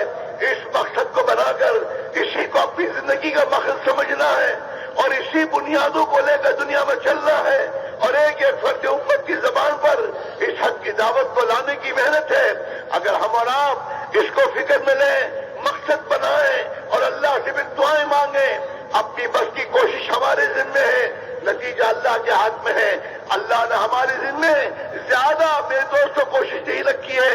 तुम्हारे बस में जितना इतना करो, तुम्हारी ताकत के बाहर का कोई मुतालबा नहीं है, लेकिन हमारे जिम्मे हमारी शितार के एतबार से हक को दुनिया में जिंदा करने के लिए हक की मेहनत को लेना, लेकर चलना और हक की मेहनत को सहाबा की तरतीब पर अपने आप को लाना कि सहाबा ने हुजूर पाक अलैहिस्सलाम की सोहबत में रहकर हक की मेहनत को क्या समझा था, कैसे समझा था, इसके लिए किन कुर्बानियों का तकाजा इनसे किया गया था और सहाबा ने किन कुर्बानियों के साथ इस हक की मेहनत को दुनिया में जिंदा किया। अगर आज हम और आप थोड़ी सी कुर्बानी देकर उस मेहनत को जिंदा करें, अपनी जात में, अपने घरों में, अपने बच्चों में, एक एक फर्द उम्मत की जिंदगी में, और हर फर्द उम्मत की जिंदगी, हर फर्द उम्मती का, हर फर्द का, उम्मत के हर फर्द का मकसद अगर ये हो जाए, अल्लाह का कलमा दुनिया में बुलंद हो जाए, अल्लाह का दीन दुनिया में जिंदा हो जाए, ये दुनिया की इंसान अपने हाथों अपने हलाकतों के असबाब तैयार कर रहे हैं, ये हलाकत से बच जाएं और अल्लाह की अबदी रहमत में और अल्लाह की रहमत के आगोश में आ जाएं। ये दिल में रहम पैदा करके खुदा की मखलूक पर रहम खाकर अगर हम और आप अपनी जिंदगी के मकसद को सही पर ले आएंगे, अल्लाह ताला शान हो हमें भी अपनी रहमतों से मालामाल करते हुए, हमारी क़यामत तक की नस्लों को खुदा रहमतों से मालामाल करते हुए दुनिया के इंसानों, जिन खुदा खुशनसीब इंसानों के मुकद्दर में अल्लाह ने हिदायत रखी है, उन्हें हिदायत मिल जाएगी और हमें पूरी दुनिया के इंसानों के लिए रहमत बनने का और पूरी दुनिया के इंसानों के हिदायत पर आने की नीयत से मेहनत करने का सवाब खुदा हमें अता फरमा देगा। तो मोहतरम दोस्त बुजुर्गो, বলতেছেন এই কথা যেরকম আল্লাহ তাআলা হকের মধ্যে নূর রাখছেন আর বাতিলের মধ্যে অন্ধকার রাখছেন। হকটা হইল নূর, আলো, আর বাতিলটা হইল জুলমত, অন্ধকার। ঠিক মোহতারাম দোস্তার বুজুর্গ, এরকম হকের দাওয়াতের মধ্যে আল্লাহ তাআলা নূর রাখছেন আর বাতিলের দাওয়াতের মধ্যে জুলমত আর অন্ধকার রেখে দিন। হকের দাওয়াতের মধ্যে আল্লাহ তাআলা এরকম নূর রাখছেন, এরকম আলো রাখছেন, যখন এই দাওয়াত দেওয়া হবে এবং এই দাওয়াত চলতে থাকবে তো তখন পরিবেশের মধ্যে এই নূর প্রকাশ পেয়ে যাবে, পরিবেশের মধ্যে এই নূর প্রকাশ পেয়ে যাবে এবং পরিবেশ আলোকিত হয়ে যাবে। যে এরকম ভাবে আল্লাহ তাআলা আমাদেরকে হেফাজত করেন। উনি বলতেছেন যে আজকে যে দুনিয়ার মধ্যে 250 কোটি মুসলমান অবস্থান করতেছে কমবেশি, ওই যে তাদের জবানের মধ্যে আজকে কিসের দাওয়াত চলতেছে? যদি তালাশ করে দেখা যায় যে প্রত্যেকে আপনা আপনা পরিসরের মধ্যে, আপনা আপনা পরিবেশের মধ্যে যে এরকম ভাবে মুসলমান হওয়া সত্ত্বেও আজকে ওই বাতিলের দাওয়াতের আলোচনা চলতেছে। আপনা পরিবারের মধ্যে, আপনা পরিসরের মধ্যে, আপনা পরিবেশের মধ্যে ওই একই দাওয়াত সে দিতেছে যেটা আজকে বাতিল দিয়ে চলতেছে, যার কারণে ওই পরিবেশের মধ্যে ওই নূর আসতেছে না, ওই আলো আজকে পরিস্ফুটিত হইতেছে না। আজকে মোহতারাম দোস্তার বুজুর্গ বলেন যে ওই বাতিলের আলোচনা, আর বাতিলটা কি? ওই যে আল্লাহর গায়ের যত জিনিস আছে ওই সবই বাতিল। আল্লাহ ছাড়া যে সব জিনিসের আলোচনা, এগুলো থেকে হওয়ার কথা আর এগুলো থেকে যে হইতেছে এই আলোচনা, ওই যে এটা আজকে পরিবেশকে অন্ধকারাচ্ছন্ন করে দিতেছে, পুরা দুনিয়ার পরিবেশকে অন্ধকারাচ্ছন্ন করে দিতেছে। মুসলমানদের এক একটা ঘরকে, মুসলমানদের এক এক পরিবেশকে এটা অন্ধকারাচ্ছন্ন করে দিতেছে। তো মোহতারাম দোস্তার বুজুর্গ বলেন যে আবার পরিবেশকে আলোকিত করবার ব্যবস্থাটা কি? ওই যে ওই হকের দাওয়াত আবার চালাইতে হবে। আল্লাহ তাআলা সবচেয়ে বড় করনেওয়ালি জাত, তিনি সবকিছু করতেছেন আর বলেন যে তিনি হইলেন প্রতিপালক, সবকিছুর ক্ষমতা একমাত্র আল্লাহ পাকের হাতে। ওই যে এইটার দাওয়াত সব জায়গার মধ্যে আবার চালাইতে হবে। এবং যে এইটার কথাই বলতে হবে যে ঘরের মধ্যে, ঘরের বাইরে যে এরকম ভাবে কামাইয়ের ক্ষেত্রগুলোর মধ্যে এক একটা মানুষের বিচরণের যে ক্ষেত্রগুলো আছে, এই প্রত্যেকটা ক্ষেত্রের মধ্যে এটার আলোচনা করতে হবে। কারণ মানুষ যেই জিনিসের মধ্যে থাকে এবং যেই জিনিসের মধ্যে মেহনত করে, মোহতারাম দোস্তার বুজুর্গ উনি বলতেছেন যে ওইটারই তাসুর আর প্রভাব তার দিলের মধ্যে পড়ে, ওইটারই প্রভাবে সে প্রভাবিত হয়, আর প্রভাবিত হয়ে ওই কথাগুলোকেই সে ওই পরিবেশের মধ্যে আবার বলে। কিন্তু আপনার পরিবেশের মধ্যে যদি ওই জিনিসের বিপরীত, ওই জিনিসকে অস্বীকার করা হয় আর আল্লাহ পাকের কাছ থেকে হইতেছে এই কথার আলোচনা করা হয়, তাহলে এটা হকের দাওয়াত হইল এবং ওই পরিবেশটা এই হকের দাওয়াতের মাধ্যমে ওই পরিবেশটা হকের আলোতে আলোকিত হয়ে গেল, বাতিল সেখান থেকে মিটে গেল। আজকে মোহতারাম দোস্তার বুজুর্গ এই 250 কোটি মুসলমানের প্রত্যেকের আপনা আপনা ক্ষেত্র আর পরিসরগুলো যদি চিন্তা করে দেখা যায় যে ওই জায়গাগুলোর মধ্যেও ওই বাতিলেরই দাওয়াত চলতেছে, যেটার আওয়াজ আজকে অমুসলমানরা চালাইতেছে ওইটারই আওয়াজ চলতেছে। দুনিয়ার জিনিসের যে এরকম ভাবে বরত্ব বড়াই, দুনিয়ার জিনিসের আলোচনা। কিন্তু মোহতারাম দোস্তার বুজুর্গ দাওয়াত তো ওইটার দিতে হবে যেটা সাহাবায়ে কেরাম দিয়েছেন, এবং ওই তরিকায় দিতে হবে যেই তরিকায় সাহাবায়ে কেরাম দিয়েছেন।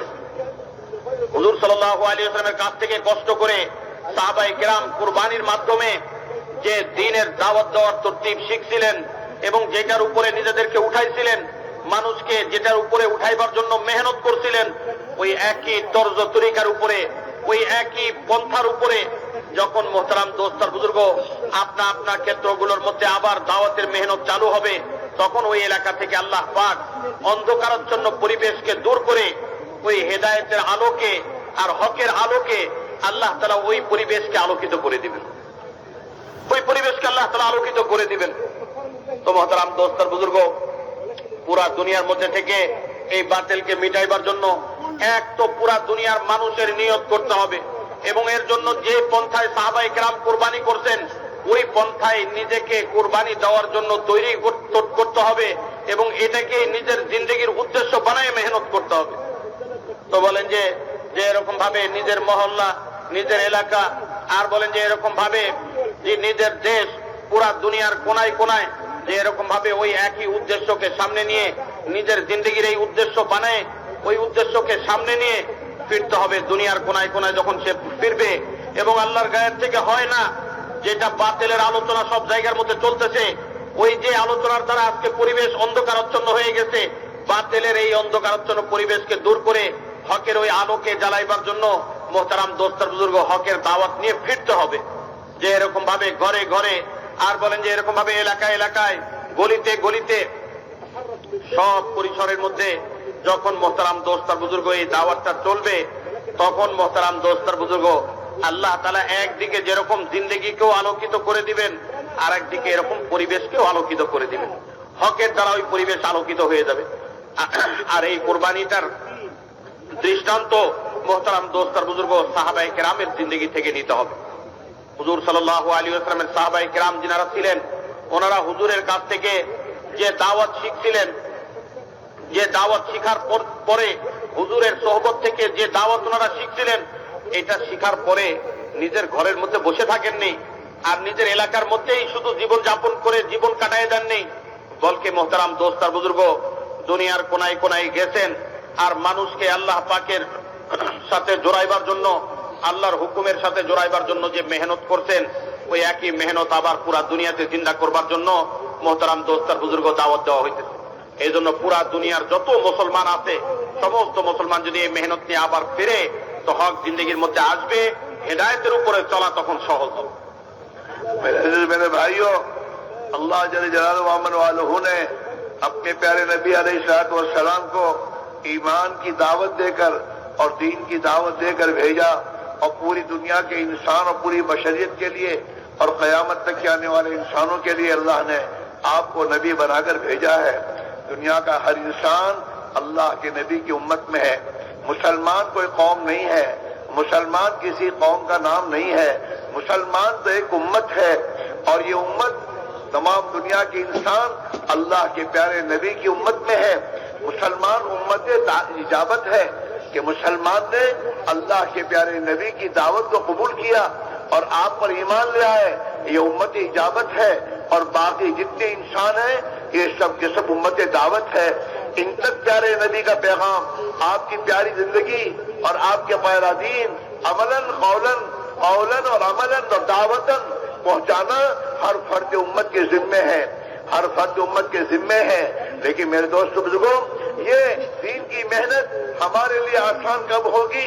जैसे साहबा ने इस दीन की मेहनत को करते हुए ईमान सीखा, और ईमान सीखने के बाद अल्लाह ने अपने प्यारे नबी अलैहिस्सलातु वस्सलाम को, मेरे दोस्तों, आसमानों पे बुलाया, मेराज में बुलाया, और मेराज में बुलाकर अल्लाह के प्यारे नबी को नमाज अता फरमाई। उस नमाज को लेकर आप प्यारे आप सल्लल्लाहु अलैहि वसल्लम मेराज से लेकर तशरीफ लाए, और साहबा से जो एक बात कही कि अल्लाह ने अब 5 वक्त की नमाज तुम पर फर्ज की है, और 5 वक्त की नमाज के जरिए अपने मसाइल को हल करने का तुम्हें खुदा ने एक अमल दिया है। साहबा ने उस नमाज की फर्जियत को सुनकर, साहबा का उस दिन ईद का दिन था, खुशी का दिन था, क्या हमारी हर जरूरत और हमारी हर मुश्किल, और जिस मौके पर हमें अल्लाह की मदद की जरूरत होगी, हम नमाज के जरिए अल्लाह से अपनी मदद हासिल करेंगे। ये मेरे दोस्तों, नमाज, साहबा ने नमाज को हमारी तो नहीं समझा था चलते फिरते भागते दौड़ते नमाज पढ़ी जाए। साहबा ने तो नमाज को अल्लाह से अपने ताल्लुक के जोड़ने का और अल्लाह से कांटेक्ट करने का एक सबसे बड़ा जरिया हमें मिल गया है। ये साहबा ने समझा था कि हम नमाज के जरिए अल्लाह से अपने ताल्लुक को जुड़ेंगे। अल्लाह के नबी ने इस बात को फरमाया है, अस्सलातु सिलतुन बैनल अब्दि व रब्बी, नमाज अल्लाह और उसके बंदे के दरमियान में एक कांटेक्ट है, सिरा है, ताल्लुक जोड़ने का एक रास्ता है। जब मुसलमान नमाज बनाकर देखिए, ये नमाज जो हमारे पास है, ये नमाज में दोस्त मतलूब नहीं है, नमाज वो मतलूब अल्लाह के यहाँ जो नमाज अल्लाह के नबी ने पढ़कर उम्मत को दिखाया है, और अल्लाह के नबी ने उम्मत को इसका हुक्म दिया है, सल्लो कमा रायतुमूनी उसल्ली, ऐसे नमाज पढ़ो जैसे मुझे देखकर तुम देख रहे हो, ऐसी नमाज पढ़ो। साहबा ने अल्लाह के नबी के इस फरमान के बाद अपनी मेहनत को अपनी नबी की नमाज के जरिए नमाज बनाने की मेहनत की और अपनी नमाज को प्यारे नबी की नमाज के जैसी बनाना शुरू की।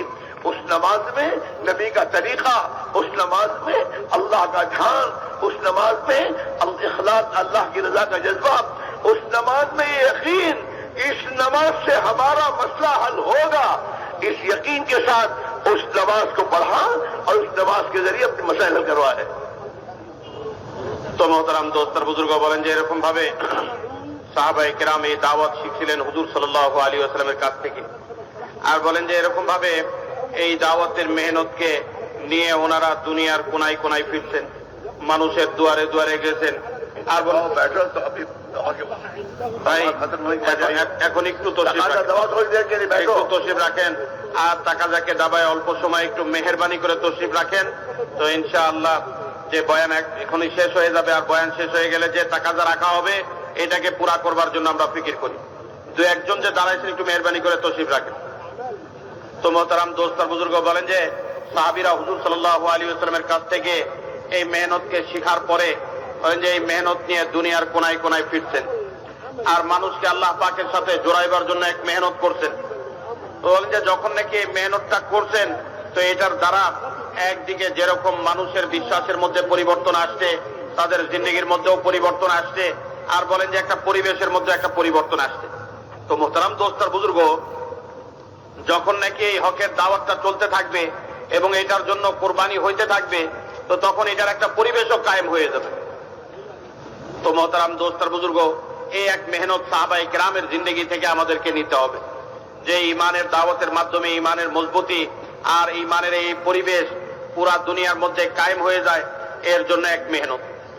দ্বিতীয় জিনিস হলো যে মক্কা মুকাররমার মধ্যে সাহাবায়ে কেরাম হুজুর সাল্লাল্লাহু আলাইহি ওয়াসাল্লামের যে এরকম ভাবে সাথে থেকে যে মেহনতটা করতেছিলেন, এই মেহনত করতে করতে যখন ওনাদের ঈমান পরিপূর্ণতার দরজায় পৌঁছে বলেন যে আল্লাহ তাআলা তখন হুজুর সাল্লাল্লাহু আলাইহি ওয়াসাল্লামকে মেরাজে নিয়ে গেছেন। আর বলেন যে মেরাজে নিয়ে যাওয়ার পরে আল্লাহ তাআলার বিশেষ একটা নৈকট্য ওনাকে দিয়েছেন। যাওয়ার পরে আল্লাহ তাআলা নামাজের হুকুম দিয়ে দিয়েছেন। আর বলেন যে নামাজের হুকুম যে হুজুর সাল্লাল্লাহু আলাইহি ওয়াসাল্লাম সাহাবায়ে কেরামের জন্য নিয়ে আসতেন, আর বলেন যে আসমান থেকে আল্লাহ পাকের পক্ষ থেকে এই হুকুমকে নিয়ে আসতেন। সাহাবীরা এই নামাজের হুকুমটাকে আল্লাহ পাকের সাথে সম্পর্ককে কায়েম করবার জন্য একটা মাধ্যম মনে করছেন। যে আল্লাহ পাকের সাথে যখনই আমরা সম্পর্ক কায়েম করতে যাব, কোনো কন্ট্যাক্ট করতে যাব, আর বলো কোনো যে একটা যোগাযোগ আর সংযোগ স্থাপন করতে যাব, তখন এই নামাজের মাধ্যমে এই যোগাযোগ আর সংযোগটা আমরা স্থাপন করব। তো মোহতারাম দোস্তার বুজুর্গ উনি বলতেছেন যেমন আমরা দৌড়ভাগের মধ্যে চলতি ফিরতি অবস্থার মধ্যে কোনো কাজ করতে করতে নামাজের সময় আসলো, নামাজ পড়ে নিলাম, আবার অন্য কাজের মধ্যে ব্যস্ত হয়ে গেলাম, এরকম নয়।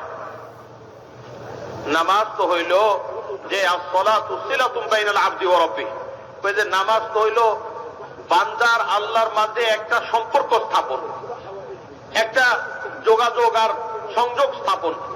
উনি বলেন যে সাহাবায়ে কেরাম এরকম সংযোগটা আল্লাহ পাকের সাথে ঘটাইতেন এই নামাজের জরিয়াতে, আর সে আল্লাহ পাকের থেকে নিতেন এই নামাজের মাধ্যমে। উনি বলতেছেন এই কথা যে যেই নামাজটা আজকে আমরা চলতি ফিরতি দৌড়ভাগের মধ্যে পড়ে নিই, ওই নামাজটা দিয়ে তো আল্লাহর সাথে ওই সংযোগ স্থাপন হবে না, আর আল্লাহ থেকে ওই রকম নেবারও যোগ্যতা আসবে না। তো কোন নামাজ থেকে নিতে পারবো আর কোন নামাজের মাধ্যমে নিতে পারবো, বলেন যে এটাই হুজুরে পাক সাল্লাল্লাহু আলাইহি সাল্লাম বুঝাই দিয়েছেন, এটাই হুজুর সাল্লাল্লাহু আলাইহি ওয়াসাল্লাম উম্মতকে শিখাই দিয়েছেন। তাই সেটা হইল মোহতারাম দোস্তার বুজুর্গ। উনি বলতেছেন যে আল্লাহ রসুল ফরমাইছেন যে সল্লু কামা রাআইতুমুনি উসাল্লি, আমাকে যেরকম নামাজ পড়তে দেখো এরকম নামাজ পড়ো। আর বলছে যখন বান্দা ওই নামাজটা পড়বে তখন আল্লাহ পাকের সাথে তার সংযোগ কায়েম হবে, আল্লাহর সাথে তার একটা তাল্লুক পয়দা হবে, একটা সম্পর্ক কায়েম হবে, এবং আল্লাহ পাকের কাছ থেকে তখন সরাসরি সে নিতে পারবে। তো হুজুর সাল্লাল্লাহু আলাইহি ওয়াসাল্লাম যে নামাজটা শিক্ষা দিয়েছিলেন আর যেরকম নামাজটা আল্লাহ রসুল পড়তে বলছিলেন, ওই নামাজের মধ্যে একদিকে যেরকম যে মোহতারাম দোস্তার বুজুর্গ মজবুত ইয়াকিন ছিল, ওই নামাজের মধ্যে এরকম আল্লাহ পাকের কাছ থেকে পাইবার আশা ছিল। তৃতীয় জিনিস হলো ওই নামাজ পরিপূর্ণ মাসলা মাসাইলের ইলম সহকারে যে ওই নামাজকে পুরা করা হয়েছিল। আর সাথে সাথে মোহতারাম দোস্তার বুজুর্গ ওই নামাজের মধ্যে আল্লাহ পাকের ধ্যান ছিল, আল্লাহ পাকের সাথে সম্পর্ক কায়েম হইবার জন্য যতটুকু ধ্যান লাগে এতটুকু ধ্যান ছিল, এবং সাথে সাথে আল্লাহ পাকের রেজামন্দি, আল্লাহ পাককে রাজি করবার জজবা ওই নামাজের মধ্যে ছিল। মোহতারাম দোস্তার বুজুর্গ, এই গুণগুলো যদি ওই নামাজের মধ্যে পয়দা হয় তো মোহতারাম দোস্তার বুজুর্গ, আল্লাহ তাআলার সাথে সম্পর্ক কায়েম হইবার জন্য তখন এই নামাজটাই মাধ্যম হয়ে যাবে। আর আল্লাহ পাকের সাথে সম্পর্ক কায়েম হইবার পরে আল্লাহ পাকের খাজানা থেকে নিবার জন্য এই নামাজটা তখন মাধ্যম হয়ে যাবে। এই জন্য ভাইয়ের দোস্ত, মেহনত করা, চেষ্টা করা, কোশিশ করা, আর এরকম আল্লাহ পাকের কাছে দোয়ার কান্নাকাটি করা, মেহনত তো আমাদের সাধ্য মতো আমরা করব, বাকি এই ফলাফলটুকু আল্লাহ পাকের পক্ষ থেকে নির্ধারিত হবে, যে আল্লাহ তাআলা আমাদের এই আমলের উপরে, আমাদের এই মেহনতের উপরে আল্লাহর খাজানা থেকে তখন আমাদেরকে দিবেন। मेरे अजीज मेरे भाइयों, अल्लाह ताला शानों ने कुरान और हदीस में जितने वादे किए अपने बंदों की जिंदगियों के बनाने के, जिन चीजों पर वो अमाल हैं, अमाल पर जिंदगी बनाने के वादे कुरान और हदीस में आपको मिलेंगे। चीजों और डिग्रियों पर जिंदगी बनने के मेरे दोस्त वादे नहीं मिलेंगे। हमने यकीनी रास्ता छोड़ा है और हम जन्नी रास्तों पर चल रहे हैं। हम ये समझते हैं अपने बच्चों को डॉक्टर बना देंगे, इंजीनियर बना देंगे, दुनिया की डिग्रियां हासिल करवा देंगे, उनकी जिंदगी बन जाएगी। कभी नहीं बनेगी। इस पर खुदा का वादा नहीं है। खुदा का वादा तकवे पर है, खुदा का वादा तवक्कुल पर है, खुदा का वादा आमाल सालिहा पर है। कुरान पाक में आपको ये तमाम वादे मिलेंगे। अल्लाह के वादे हक हैं, सच हैं। हम ये नहीं कह रहे डॉक्टर मत बनाओ, ये मत बनाओ। हम ये कहते हैं दुनिया की डिग्रियां हासिल करने से पहले इन्हें मुत्तकी बनाओ, इन्हें ईमान वाले बनाओ, इन्हें अल्लाह वाले पहले बनाओ।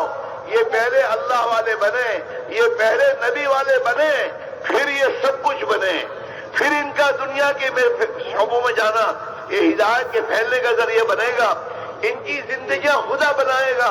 ये दुनिया में नबी के नाइब बनकर, नबी के नाइब बनकर नबी की बात को लेकर और दावत को लेकर दुनिया में चलेंगे। खुदा इन बुनियादों पर इन्हें इज्जत देगा। ये दुनिया की कौमों के इमाम बनेंगे। आज तो ये मेरे दोस्तों मुक्तदी बने हुए हैं, आज तो ये मुक्तदी बने हुए हैं। कल को जब नबी की जिम्मेदारी को लेकर और अपने अंदर ईमानी सिफात को लेकर, अल्लाह की अब्दियत की जिंदगी लेकर, तक़वा और तवक्कुल और मेरे दोस्त सिफात ईमानियत के साथ जब ये अपने शौबों में चलेंगे तो मेरे दोस्तों ये दुनिया में दुनिया की कौमों के इमाम बनेंगे और दुनिया की कौमों के लिए रहबर बनेंगे और खुदा इन्हें दुनिया में इज्जत देगा। लिहाजा ये इल्म, कुरान पाक का इल्म, हदीस का इल्म, ये हमारी जिंदगियों में, हमारी औलादों में, हमारे खानदानों में इसे हमें जिंदा करने की जरूरत है। और हम मेरे दोस्तों इस इल्म की रोशनी में जिंदगी गुजारने वाले बने। और जब मेरे दोस्तों अल्लाह का ताल्लुक, अल्लाह के नबी के ताल्लुक हमारे दिल की गहराइयों में आ जाएगा तो फिर हमारी जबानों के बोल मेरे दोस्त अल्लाह की याद और जिक्र के हो जाएंगे। आज तो दुनिया, दिल में दुनिया उतरी हुई है, लिहाजा नमाज अभी पढ़ के निकला है, बाहर जाकर खुदा का जिक्र नहीं करता, बाहर जाकर दुनिया का जिक्र करता है।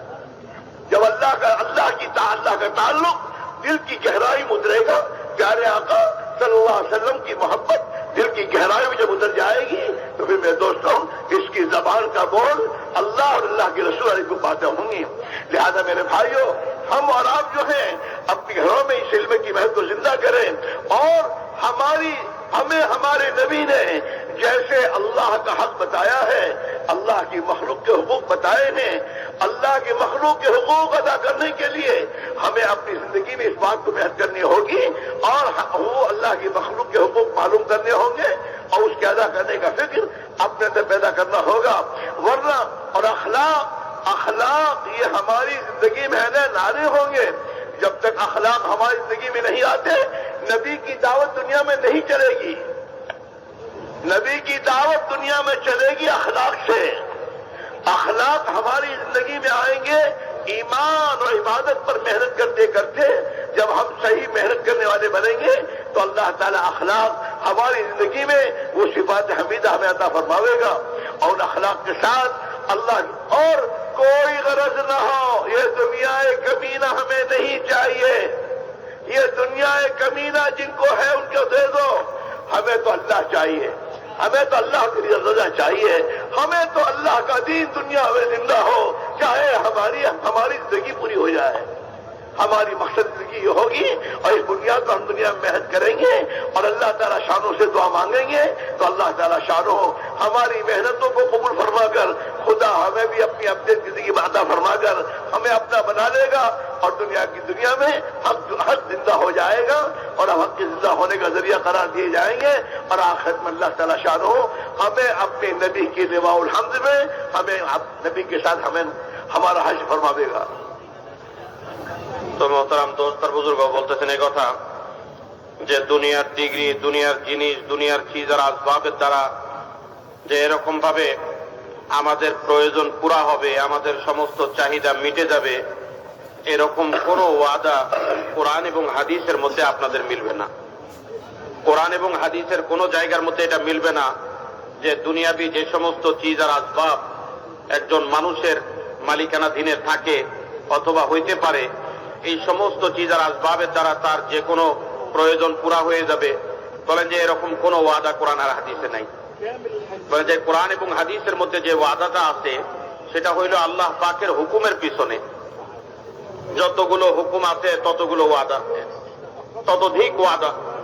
এবং এই হুকুমগুলোর পিছনে মোহতারাম দোস্তার বুজুর্গ আল্লাহ পাক ওয়াদা করতেন, এর মধ্যে কিছু গুণাবলীও আছে যেগুলো মনে করেন যে তাকওয়ার পিছনে আল্লাহ পাকের ওয়াদা আছে, তাওয়াক্কুলের পিছনে আল্লাহ পাকের ওয়াদা আছে, আল্লাহর ভয়, আল্লাহর উপরে ভরসা। আর বলেন যে এরকম ভাবে আল্লাহর হুকুম পুরা করার পিছনে আল্লাহ পাকের ওয়াদা আছে। আর বলেন যে এরকম ভাবে যখন একজন মানুষ আল্লাহ পাকের হুকুমকে পুরা করবে তো আল্লাহ পাকের পক্ষ থেকে তার ওয়াদাও তার জিন্দেগির মধ্যে পুরা হবে। কিন্তু মোহতারাম দোস্ত আর বুজুর্গ, দুনিয়াতে আজকে যে মাল আসবাব এবং দুনিয়াতে আজকে যে ডিগ্রি আর নৌকরি দেখতেছি, বলেন যে এগুলার কোনোটার পিছনে আল্লাহ পাকের ওয়াদা নেই। আসমানি এলেম তো আমাদেরকে এটাই শিক্ষা দিতেছে যে আল্লাহর হুকুমের পিছনে ওয়াদা, আর আল্লাহ পাক যেটা চান বান্দার কাছ থেকে বলেন যে ওইটা যখন বান্দা পুরা করে তখন আল্লাহ পাকের ওয়াদা পুরা হয়। বাকি যেগুলো আল্লাহ তাআলা দুনিয়াতে পয়দা করছেন এগুলো তো আমাদের পরীক্ষার জন্য, আর এগুলো আমাদের যে এরকম ভাবে এগুলোর মাধ্যমে আমাদের জিন্দেগির মধ্যে আল্লাহ পাকের ওয়াদাকে পুরা করাইবার জন্য নয়, বলকে এগুলোর দ্বারা আল্লাহ তাআলা আমাদেরকে পরীক্ষা করতেছেন। উনি বলছেন যে এরকম ভাবে এই জন্যই ছেলেকে ডাক্তার বানানো, ইঞ্জিনিয়ার বানানো, বলেন যে এগুলোর মাধ্যমে জিন্দেগি বনবে। আর বলেন যে মাল কামাই এটার মাধ্যমে জিন্দেগি বনবে, দুনিয়ার চিজ আর আসবাব এটার মাধ্যমে জিন্দেগি বনবে, যে এরকম কোনো ওয়াদা নেই। উনি বলেন যে কিসের মাধ্যমে জিন্দেগি বনবে, ওই যে আল্লাহ পাকের ওয়াদা পুরা হইলে জিন্দেগি বনবে। যখন আমার জিন্দেগির মধ্যে আল্লাহর ওয়াদা পুরা হবে তখন আমার জিন্দেগি বনবে। আর আল্লাহর ওয়াদা আমার জিন্দেগির মধ্যে ওই সময় পুরা হবে যখন আমি আমার জিন্দেগির মধ্যে আল্লাহ পাকের হুকুমকে পুরা করব। আল্লাহ পাক যে সমস্ত গুণাবলী পছন্দ করেন এগুলোকে জিন্দা করব। এই জন্য বলেন যে উনি বলতেছেন যে ছেলেকে ডাক্তার বানানো আর ইঞ্জিনিয়ার বানানোর ব্যাপারে আমি মানা করতেছি না। ওই যে ডাক্তার বানানো, ইঞ্জিনিয়ার বানানো আর দুনিয়ার শিক্ষায় শিক্ষিত করা, দুনিয়ার সম্পদে সম্পদশালী করা, ওই যে এগুলোতে মানা করতেছি না বা কোনো অসুবিধা নাই।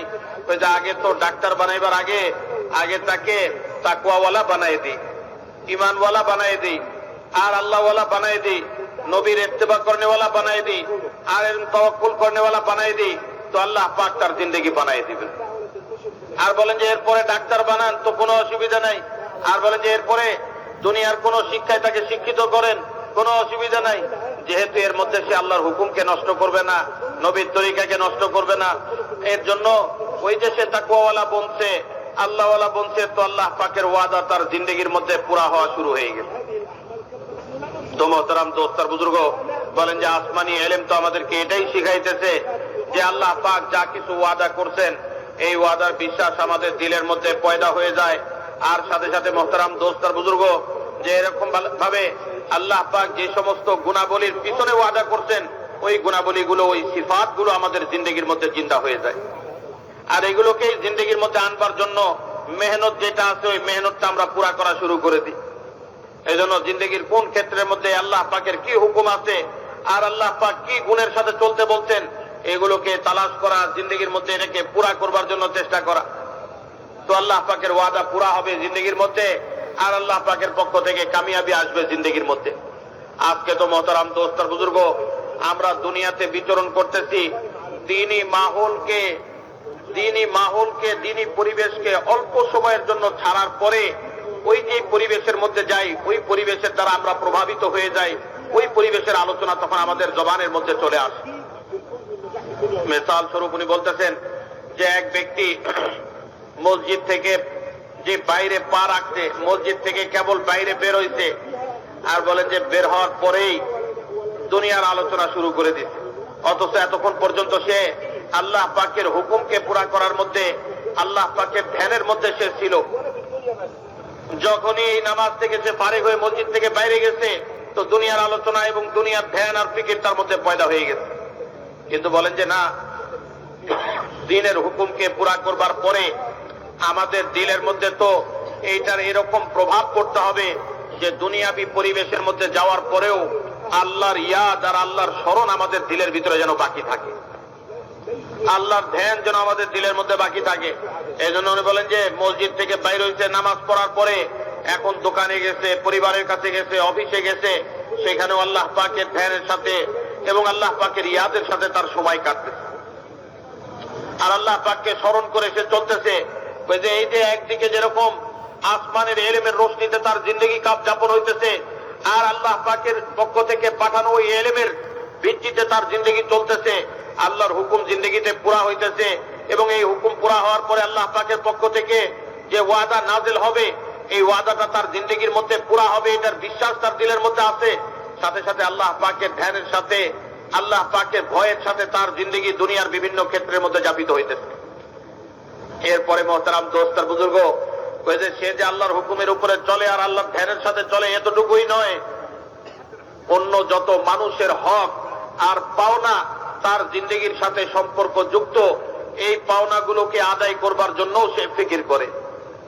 তবে যে এরকম ভাবে দুনিয়ার মধ্যে যত ধরনের পাওনা, যত ধরনের মানুষের পক্ষ থেকে আমার সাথে সম্পর্ক যুক্ত, এই সব পাওনাগুলো সে পরিশোধ করবার চেষ্টা করে। যে হকের সম্পর্ক, যে এই সম্পর্কটাকে, এই হকটাকে আদায় করবার জন্য সে ফিকির করে। আর বলে যে যখন নাকি একজন মানুষ ইমানের মেহনত করবে, আর বলে যে সাথে সাথে আল্লাহ পাকের হুকুমকে পুরা করবে, আর আল্লাহ পাকের ভয় আর ধ্যান তার দিলের মধ্যে থাকবে, তো এই মানুষ কখনো একজন মানুষের হক নষ্ট করতে পারে না, কখনো একজন মানুষের হক নষ্ট করতে পারে না। প্রত্যেকের পাওনা তখন সে পরিশোধ করে দিবে, প্রত্যেকের পাওনা তখন সে আদায় করে দিবে। মোহতারাম দোস্ত আর বুজুর্গ, বলতেছেন এই কথা যে মানুষের যে হক আদায় করবার যে যোগ্যতা, যেটা আখলাক বলে, একরাম বলে, অন্য মানুষের যে পাওনাকে পরিশোধ করবার জজবা, ওই যে এই জজবাটুকু যদি দাওয়াতের ময়দানেও না থাকে, তাহলে এই দাওয়াতটাও চলবে না।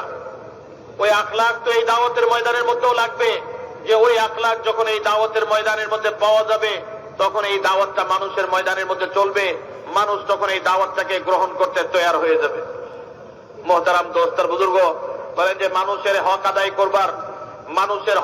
করবার সাথে সাথে মোহতারাম দোস্ত আর বুজুর্গ, আমাদেরকে যেটা চিন্তা করতে হবে সেটা হইল যে মানুষের হক শুধু দুনিয়াবি লাইনে নয়, এই দ্বীনি লাইনের পাওনাও তাদের কাছে পৌঁছায় দেওয়া। বলেন যে এক তো মুসলমানদের মধ্যে থেকে কিছু অংশ তো দ্বীনের উপরে চলতেছে, আর বাকি যারা এখনো আসেনি দ্বীনের মধ্যে, তাদেরকেও আনবার জন্য যে দাওয়াতের মেহনতটা আমরা করব, এটাও ওই উঁচা আখলাকের সাথে করতে হবে, উঁচা ব্যবহারকে সামনে রেখে করতে হবে। বলেন যে যখন এই ব্যবহারকে সামনে রেখে আমাদের মেহনত হবে, তো তখন এর মাধ্যমে আল্লাহ তাআলা মানুষের জন্য হেদায়েতের দরজাকে উন্মুক্ত করে দিবেন। আজকে তো মোহতারাম দোস্ত আর বুজুর্গ, আমরা মুসলমান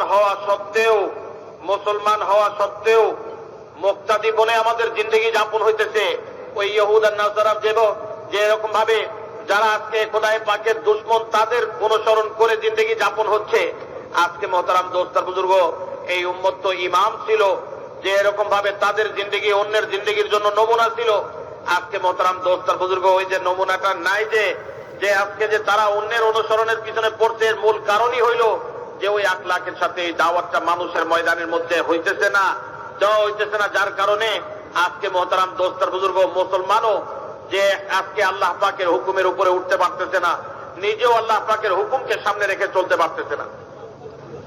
আর মোহতারাম দোস্ত আর বুজুর্গ, যে এরকম ভাবে আল্লাহ পাককে সন্তুষ্ট করবার জজবা ছাড়া, আল্লাহ পাককে সন্তুষ্ট করবার জজবা ছাড়া অন্য কোন জজবা দিলের মধ্যে থাকবে না, অন্য কোন গরজ আর দিলের মধ্যে থাকবে না, একমাত্র আল্লাহ পাককে রাজি করবার জজবা। আর বলেন যে যখন একজন মানুষ তার নিয়তকে ঠিক করে নেয়, আল্লাহ পাককে রাজি করবার নিয়ত করে নেয়, তখন এর মাধ্যমে আল্লাহ তাআলা তার উপরে সন্তুষ্ট হয়ে যান আর তাকে সহি আমলটা করবার জন্য তৌফিক দিয়ে দেন। এই জন্য অন্য কোন গরজ না আমলের মধ্যে, না মেহনতের মধ্যে, না এরকম ভাবে দাওয়াতের মধ্যে অন্য কোন গরজ রাখবো না, যে আল্লাহ পাকের রেজামন্দি, আল্লাহ পাকের সন্তুষ্টিকে অর্জন করবার নিয়ত ছাড়া।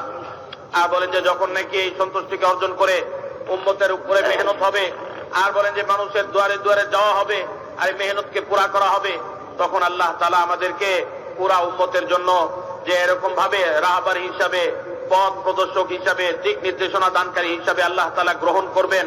আর বলেন যে অন্যের অনুসরণ করে, যারা আল্লাহ পাকের অনুসরণ করে না তাদের অনুসরণ করে তখন আমাদেরকে চলতে হবে না। এই জন্য আগ্রাস থেকে নিজেকে বাঁচায় খালিস আল্লাহ পাকের জন্য সব কাজ করার উপরে নিজেকে তৈরি করতে হবে। इसलिए मेरे भाई मेरे अजीजों, ये दीन की अजीम मेहनत जो अल्लाह के प्यारे नबी अलैहिस्सलाम ने हर फर्ज उम्मत के जिम्मे की थी, आज हम और आप इसमें गफलत बरत रहे हैं। इस मेहनत के छूटने की पादाश बिना पर मेरे भाइयों, हमारी जिंदगी से दीन निकला, हमारे घरों से दीन निकला और हमारी औलादें और हमारे खानदान दीन से हटकर जिंदगी गुजारने वाले बन गए और दुनिया में दीन का फैलना बंद हो गया। दुनिया की कौमों को जो हिदायत मिलने का रास्ता था, आज हमने अमूमी तौर पर दावत की महनत छोड़कर इसे मेरे दोस्तों बहुत बड़ा अपना और पूरी इंसानियत का नुकसान किया है।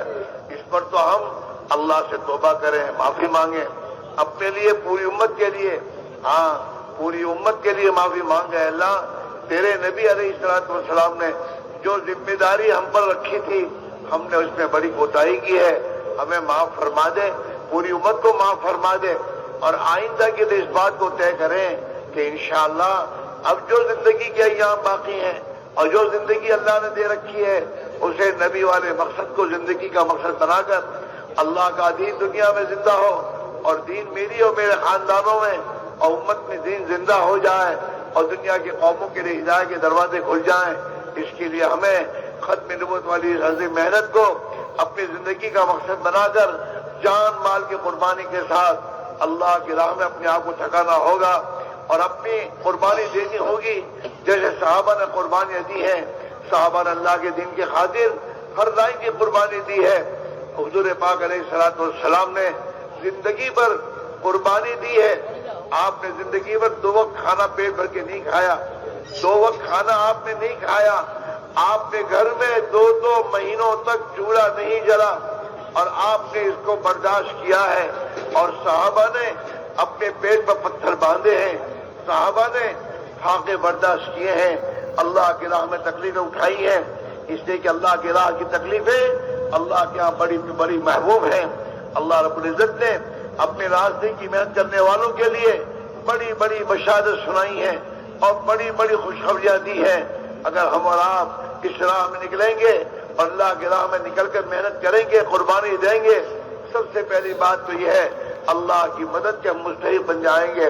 या अय्युहल्लज़ीना आमनू इन तंसुरुल्लाह यंसुरकुम व युसब्बित अक़दामकुम। ओ ईमान वालो, अगर अल्लाह के दीन की मदद तुम करोगे, अल्लाह तुम्हारी मदद करेगा और अल्लाह हालात के मुकाबले में तुम्हारे कदमों को हक पर और अपने हुक्मों पर जमा देगा। लिहाजा मेरे दोस्तों, हक पर जमने का रास्ता अल्लाह की मदद का रास्ता, अल्लाह के रास्ते की मेहनत है, अल्लाह के दीन का मददगार बनना है। और अल्लाह ने अपने हर बंदे से इसका मुतालबा किया है। या अय्युहल्लज़ीना आमनू कूनू अंसारल्लाह। ओ ईमान वालो, अल्लाह के दीन के मददगार बन जाओ। अगर हमने दीन की मदद की बुनियाद पर दीन दुनिया में जिंदा हो, दीन को पानी पहुंचाना है, नुसरत के माने पानी पहुंचाना है। जैसे खेती को पानी पहुंचाने से खेती हरियाली हो जाती है, उसमें फल आते हैं, नतीजा आता है, ایسے جب ہم اور آپ اپنی جان اور مال کو لے کر اللہ کے راستے کی نکل کر اللہ کے دین کی مدد کریں گے، اللہ کے دین کو پانی پہنچائیں گے، اللہ دین کو دنیا میں زندہ کرے گا اور ہمیں ذریعہ و بہانے کے طور پر قبول فرما دے گا، اور آخرت میں ہمیں محضور اپنی رحمت کے آغوش جگہ عطا فرما دے گا۔ لہذا سب کے سب یہ طے کرو، 2 رکعت ساتھ توبہ پڑھنی ہے، اپنے لیے معافی مانگنی ہے، پوری امت سے اس کے لیے معافی مانگنی ہے، پوری امت کو توبہ کرانی ہے اپنے اس قصور پر، اور میرے دوستو ہر فرد امت کو اللہ کے دین کی محنت میں لگانے کے لیے محنت کرنی ہے، اور ابھی یہیں سے نقد اللہ کی راہ میں 4 مہینے نیت کر کے اللہ کی مدد پر یقین کرتے ہوئے اگر ہم قدم اٹھائیں گے، اللہ اپنی مدد کا ہاتھ بڑھا کر ہماری مدد کرے گا اور اللہ ہم سے دین کا کام لے گا۔ لہذا سب بھائی اسی طرح آرام سے بیٹھے رہیں، اور تشکیل کے وقت میں دوستو اللہ نے دل میں بات رکھی ہو، اپنے آپ کھڑے ہو کے پیش کرتے رہیں۔ تشکیل کے موقع پر کھڑے ہو کے انتشار نہیں کرنا چاہیے، بیٹھے رہنا چاہیے، اللہ کے لیے متوجہ ہونا چاہیے کہ اے اللہ دین کا تقاضا میرے سے